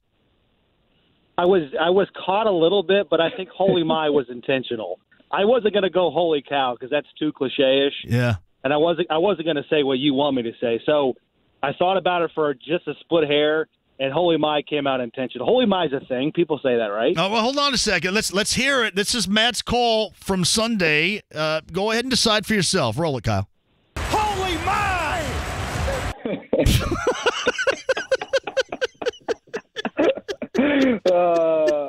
I've never heard of "holy my." I haven't either. Hey, Matt, what did you ever hear "holy my"? Your dad never yelled at you, Kevin, clean your room, this is disgusting. "Holy my!" Because he wanted to say "holy blank." He wanted to say S holy-ish. I've heard "holy my." Yeah, I've heard "holy my." I think I've heard "holy my." "Holy my" came out somewhere. Why is "holy my" in my brain? I don't know. I thought that you were really thinking of going with my "holy crap," and then thought better of it, as probably is good, right before you said it. No? It had to be "holy something," because in the moment it needed. I thought the call needed a punctuation mark. Yeah. So it had to be "holy something." So holy. It wasn't going to be "holy cow." It wasn't going to be "holy smokes," because I think that's. I don't even know what that means. "Holy my" just came out like "holy my." I can't believe what I just saw. Would they be okay if you said "holy crap"? Probably not. What if they made a big play, to take them to the Super Bowl, and you said "holy crap"? Would they have a problem with that? I think I would have a problem with that. Yeah, listen, I would I would celebrate you for the rest of your life. Don't ever say that, though, by the way, okay? But I would think it's cool as hell. I'm trying seriously. You can get away with anything. I know, but there's a point where I need to stop taking you down this path, because I really don't. As much as I do want you to say it, I equally don't want you to say it. If that makes sense. I understand, Kevin. Can you imagine the Colts win the AFC Championship? The Colts are going to the Super Bowl. They just beat the Patriots, and holy blank. That's part of the call forever. Can you imagine that? NFL Films playing Matt Taylor. Holy crap! The Colts are heading to Miami. God, I think that would be so great. Why am I in such a minority here thinking that's great? You talk everybody. Hey, you know this, Matt. I mean, we all kind of we unique and organic from the consultants out there that don't know anything from anything, right?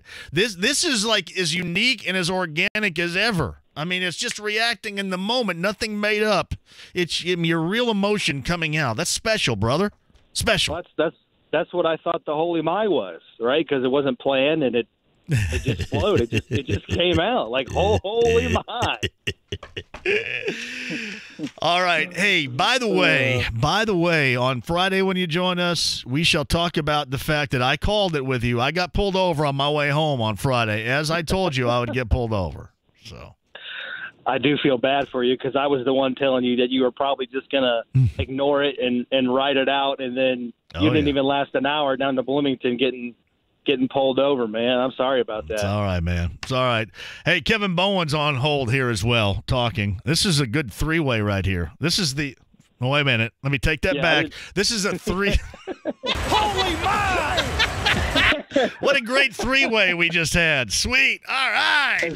Kevin. Are you going to put the Holy My? Is the Holy My becoming like part of the short key? Remember the short key? Yeah. Can you implement that into the short key? Yeah. I mean, anything I say that's spectacular, like this three-way we're working right now, guys. What do you do? Holy my!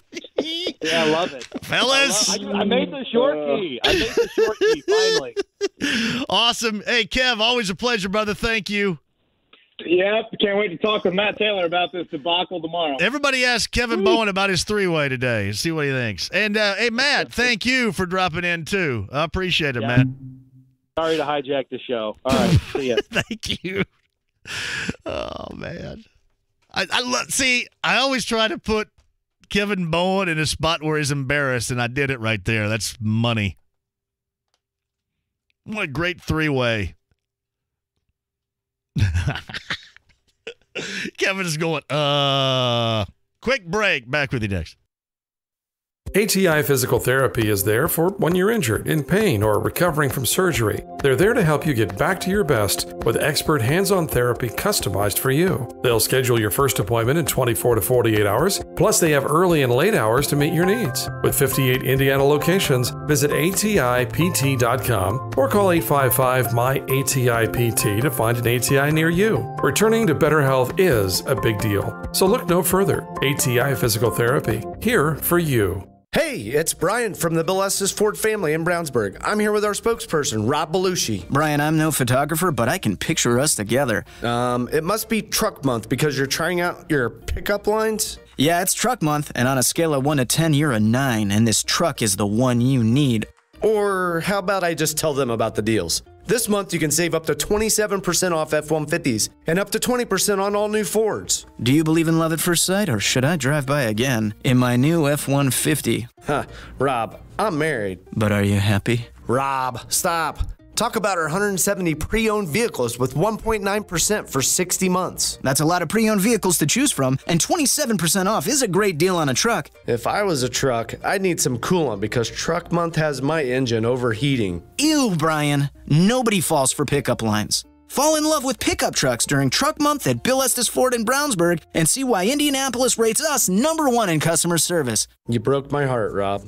Got a great idea for you. Forum Credit Union. Any new home buyers out there? How about home builders? You need some education? Of course you do, because it's a nerve-wracking experience. I've been through it. If you're going through it for the first time, there are so many questions that remain for you going into it unanswered. That's where Forum Credit Union, Kevin and the gang, come in. They will answer all those questions. They will educate you, make sure you are ready for the entire process. Another way they are helping you understand and helping you save in the home buying, home building process. It is the Home Buyers, Home Builders Showcase that is going to go on in the month of November. You got to be a part of this too. Ask Kevin at a branch location today. Tell him I sent you, or for more info about the Home Buyers Showcase online, forumcu.com today. Warning. This product contains nicotine. Nicotine is an addictive chemical. The world is changing. Isn't it time smoking changed too? Vuse Alto is a vapor product offering you a satisfying alternative to cigarettes. Simple to use, surprisingly quiet, and impressively powerful. Our best vapor yet at our best price ever. 99 cents plus tax at participating retailers. 99-cent offer applies to Alto device. Pods sold separately. Underage sale prohibited. If you're looking for a dependable pre-owned commercial work truck, one name says it all. Indy Trucks at 96th and Keystone or IndyTrucks.com. Box trucks, cargo vans, flatbeds. If it's a work truck you need, you'll find it at Indy Trucks. Plus, they're inspected, certified, and come with a 3,000-mile, 3-year repair warranty. Easy to get to and easy to work with at Indy Trucks at 96th and Keystone or IndyTrucks.com. Indy Trucks, we'll be looking for you. Sports fans, Bet Indiana News has got you covered. Football, basketball, baseball, and more. Bet Indiana News is the sharpest source for the latest sports betting news from across the country and around the state. And always with an eye on the action, the favorites, the underdogs, the sharp money, and more. It's where you'll find all the sports betting info you want, all at one site. Visit BetIndianaNews.com today. What's Indiana style? It's knowing that the game-winning assist is just as important as hitting the game-winning basket. And Joseph comes off a Sabonis screen. Pick and roll. Sabonis left-hand slam. Show your teamwork by loading up the crew and attending Lucas Oil Family Night presented by Chick-fil-A. Catch the Pacers and Cleveland Cavaliers Friday at 7. Tickets include a Pacers hat and meal voucher to redeem at participating Chick-fil-A restaurants. Get your tickets at Pacers.com/family. Pacers, Cavs, Friday at 7.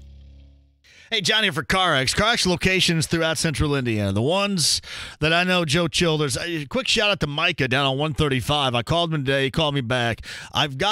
This is what I do. I get issues with my vehicle, in this case, the Tundra. That's who I call. I call Micah and the gang that I trust at CarX. And any of these central Indiana CarX locations that Joe Childers is a part of, the absolute best. So if you're thinking about brakes, they've always been the best for brakes. They still are. Tires as well. Anything mechanically done, they can do for you. Timely service, warranties, guarantees, low pricing, and more. And right now, are you ready? The best in brakes with an A-plus Better Business Bureau rating. Brake pad $79.99 going on right now at your CarX location per axle on most vehicles. That includes installation. $79 brake pads at CarX, the people you can trust. And tell them I sent you to CarX today. The fans are ready. The coaches are ready. And the Colts are ready to go. Hey, it's JMV. Join me this Friday at Whiskey Business on Pendleton Pike for your chance to win Dolphins Colts tickets, courtesy of Bud Light. Here's to the beer you can always count on. Bud Light, brewed with 4 essential ingredients to become America's favorite light lager. I'll see you this Friday at Whiskey Business on Pendleton Pike. Bud Light, brewed for the Colts and their fans. With Golden Oak Lending's low mortgage rates, you have choices. Lower your monthly payment, pay off credit cards, buy a new house. Let Golden Oak Lending cure your blues. Sports Center updates on the Fan are brought to you by Big O Tires. Right now, save up to $120 off select sets of tires, only at your local Big O Tires. Big O Tires, the team you trust. Guys, erectile dysfunction got you down? The Indianapolis Men's Clinic's all-male staff specializes in treating ED and other sexual health-related issues. Call today for a consultation. 999-9000.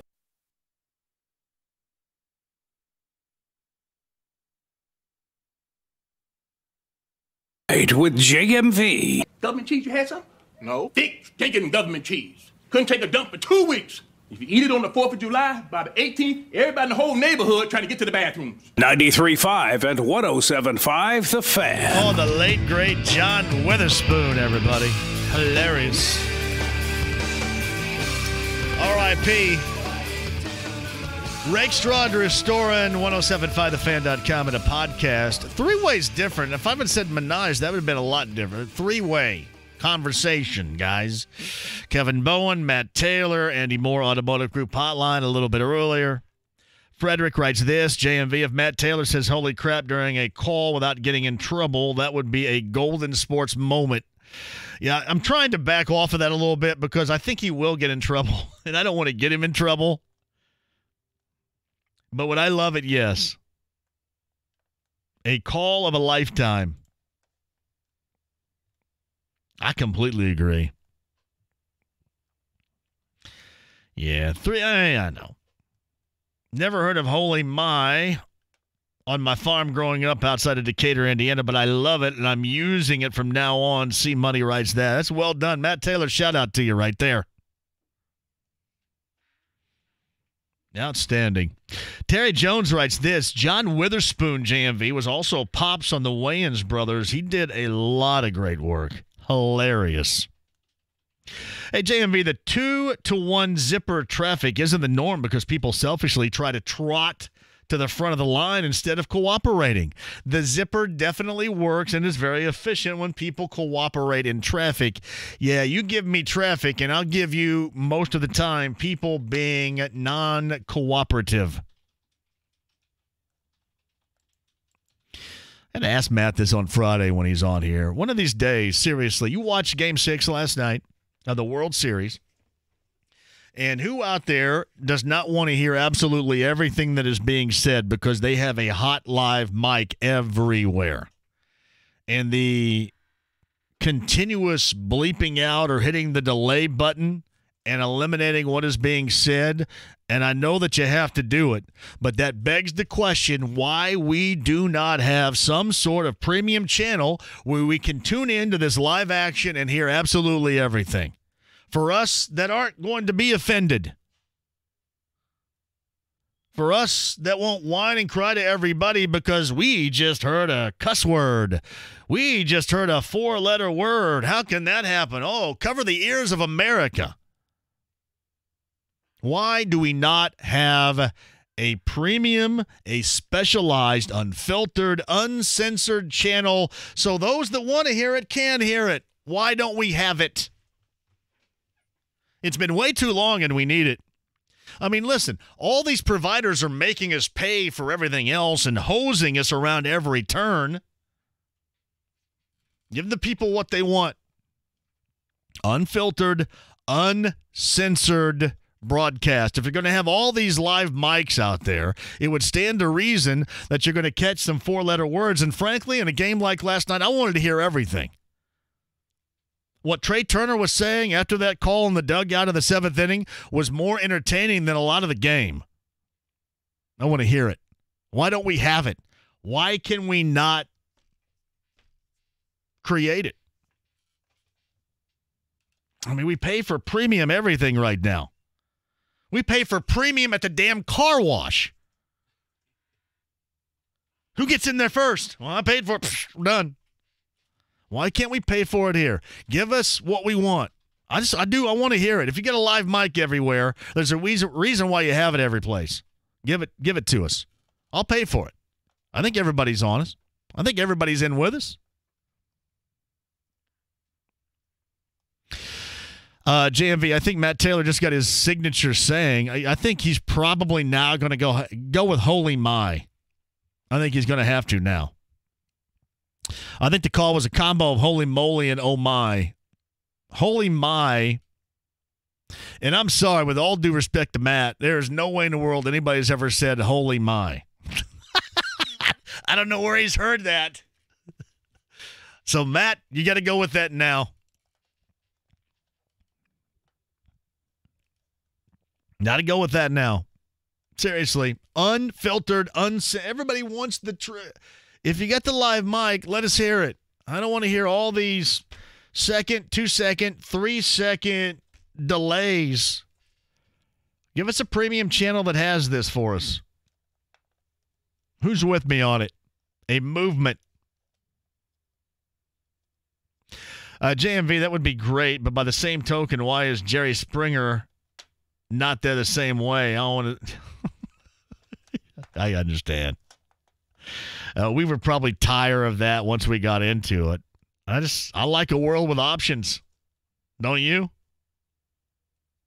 Quick break. We'll come back final time. If you guys want to jump on board, you can. When you hear a re-entry from the Chainsmokers, you cue to call. You're going to get some tickets for the November the 7th show at Bankers Life Fieldhouse. Considering we only have 17 minutes left in the show, your chance to win is coming shortly. Back with you next. This week, be sure to listen to JMV as he'll be giving away a pair of Chainsmokers tickets each day leading up to their show, November 7th at Bankers Live Fieldhouse. Listen and call in. PAI, WeGrowHairAndy.com. Losing your hair option. I just talked about options. Options are cool. We want options, right? How about options in the hair game here? If you don't want to go bald, there's a way around it. You can get multi-unit hair grafting, artist robotic FUE, even laser hair therapy with PAI. Let Darren Andrews tell you all about it. 888-724-5129 or WeGrowHairAndy.com today. Hey, neighbor. How's Josh? Haven't seen him in a while. He took on a second job. You know, the boy just can't seem to figure out what to do with his life. Yeah, Ryan was the same way. Being cooped up in an office cubicle just wasn't for him, you know? Yeah, I don't think Josh is cut out for the office either. So Ryan became a union electrician, and he's happier now. More confident and earning great pay. What? Hey, where are you going? To talk to Josh. This is right up his alley. This is Steve Mincer, business manager for the International Brotherhood of Electrical Workers, Local 481. Being a union electrician is rewarding. Our members earn good pay, full health care, and benefits that allow many to retire before the age of 60. Plus, our hands-on craftsmen get to see what they accomplish daily, something not always visible with a desk job. So if this sort of career sounds like a fit for a young person you know, someone reliable with a good attitude, learn more at ibew481.org. Connecticut water, the best water out there. Shout out to Joe, who was in here a little bit earlier. We shot a commercial that you're going to see and you're absolutely going to love. You're going to love this idea, too. Joe, John, and Dennis are going to give you the best water. And here's the deal, which you guys are in love with right now. Are you ready? The deal, look who's here. The deal is as follows. A Premier Series water softener. You buy that, you get the in-home drinking water station absolutely free. That deal's going on right now. So get the best water and get the K5 drinking water station absolutely free. With my friends from Connecticut right now. 2 locations, northeast side Castleton, south side US 31, Southport Road, online, ConnecticutIndy.com today.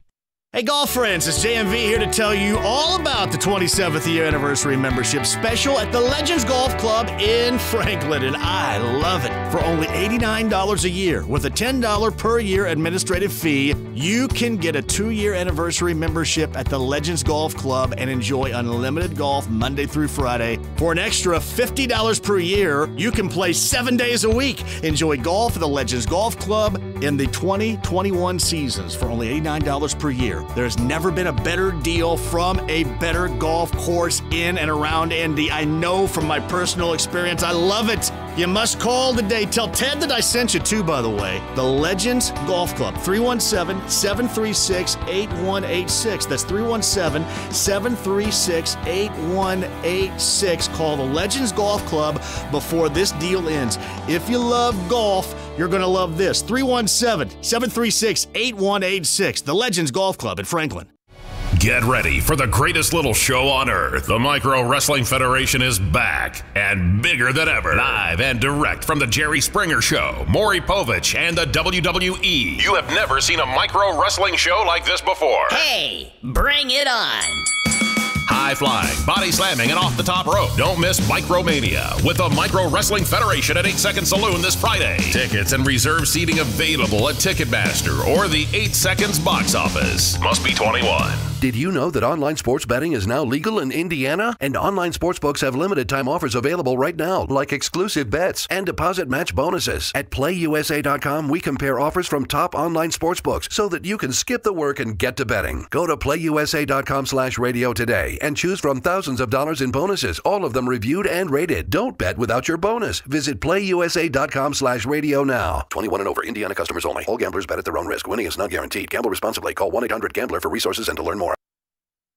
Hey, John here, and Indianapolis and Pittsburgh facing off, and FanDuel Sportsbook is giving you the chance to get an even bigger win when you bet on the game. Sign up right now, promo code JMV. Let's all play this together and have some fun. The promo code's JMV, and place a $5 money line bet for Indianapolis and Pittsburgh, FanDuel Sportsbook will give you a $5 site credit bonus for every point your pick scores. Just sign up now. Use the promo code JMV to qualify. And with FanDuel Sportsbook, plenty of things to bet on here. Parlays, over-unders, round robins, and more. You get close loss insurance, touchdown bonuses, boosted odds, all that. And best of all, FanDuel Sportsbook has lightning-fast withdrawals. That means you can have your winnings in your pocket in a little less 24 hours. It's really awesome. Sign up with the promo code JMV. Again, the promo code JMV. Place a $5 money line bet for the Indianapolis-Pittsburgh game, and you get a $5 bonus for every point you pick. That scores. Download the FanDuel Sportsbook app now. Visit FanDuel.com/sportsbook to bet today. Must be 21 plus and physically present in Indiana. First wager only. Bonus issued in site credit. Site credit expires 7 days after receipt. Terms apply. Minimum $5 moneyline wager. Maximum $200 bonus. For help with a gambling problem, call 1-800-9-WITH-IT. Do you need furnace or heat pump service and need to find a local well-trained expert you can trust like B&W Plumbing and Heating? Well, find that American Standard dealer at IndyHomeComfort.com. Your Colts tickets are waiting. Be there November 10th as Dwight Freeney is inducted into the Ring of Honor. Get your Colts versus Dolphins tickets today at Colts.com/tickets. The Ride with JMV. Ahoy, Ploy. 93.5 and 107.5 The Fan. I just saw the greatness of Teddy Money in this room right here. That was awesome. Awesome. Legendary Teddy Money in here. All right. Chainsmoker tickets. Chainsmokers coming November the 7th. You guys want to go? Anybody want to go? Call her 10-239-1070. You are the winner, and you will go. The Chainsmokers, November the 7th. Bankers Life Fieldhouse. Thank you guys down there, too. Hey, JMV. Taking a bat to first. Shouldn't the runner be out if he touches the first with the bat? I thought about that last night, too. That's why I always kind of laughed at Pedro Serrano running around the bases carrying his bat when he hit that game-tying home run against the Yankees in Major League back in 1990. Yeah, I see the girls right there. Carter Gill says, yellow shit girls are with you. That is right there, baby. Cody writes this, I believe there's a couple of sets of reasons Fox is on DEFCON 1 in terms of live broadcast censorship. Probably right. Listen, I'm not suggesting you let it go to the general public, but I think if you provided a premium channel to those that would like it, I think we would all be on board. I mean, hell, we got every other damn channel, right? And mostly we're paying for it. Hell, we're all paying for it. Hey, JMV, longtime Colts fan, current season ticket holder, and living in Virginia. Yeah, it's a little bit crazy. In December, my wife and I are taking a southern trip to Tampa, Key West, New Orleans, and multiple cities in Texas. We'll be attending the Colts-Bucks game and then the Colts-Saints game. I've heard you're advertising the trip to New Orleans as I listen every day on the Next Radio app. We haven't purchased our tickets yet. I was wondering if you were able to share the section or at least the general area of the seats where your group will be sitting. You know what, Pat? It would be a pleasure to be there with you and Irene, and I'll find that out for you. I'm not sure right now, but I will find that out for you. Absolutely. That's awesome right there. That'd be pretty sweet. Check out the game in Tampa, take a cruise, Key West, back to New Orleans, through the Gulf of Mexico. Some multiple cities in Texas, too. Nice. I will for sure tell you all about it. This is from Justin. I find it funny that they can immediately push a button to bleep cursing, but show thingies and the whole world will see them where that's censor button.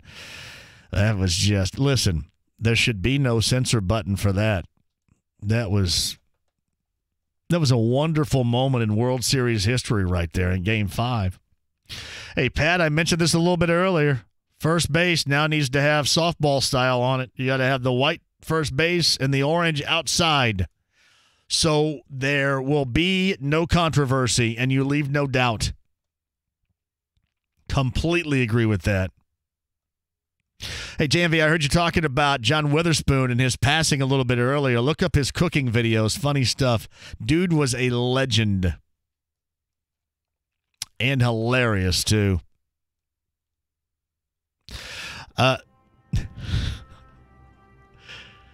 Thanks, appreciate it. JMV, the interview with Matt Taylor and Kevin Bowen has turned into an awkward three-way. Jeff Haley, Matt's use of the word hijack after your three-way description was bad timing. Dan Pittman, that three-way was an amazing piece of radio. Yeah, if you missed the three-way a little bit earlier, Matt Taylor, Kevin Bowen, podcast 1075thefan.com. Greg Rakestraw also a little bit early. He wasn't a part of it. Drew Storm, but Drew Storm was awesome too in breaking down tonight's Game 7, last night's Game 6, all that you need to know MLB World Series-wise. Drew Storm, podcast 1075thefan.com. Pacers Nets tonight. Call it a must-win in Brooklyn. 7 p. your coverage begins. Back in studio tomorrow. Fred Glass, IU Athletic Director, joins us at 4 o'clock in a must-listen conversation. It's tomorrow. Kyle, great job. 93.5, 1075 The Fan. Have a great night. You want Colts news. Yeah, I thought Jacoby looked good. Couple nice timing throws to T.Y. You need Colts news.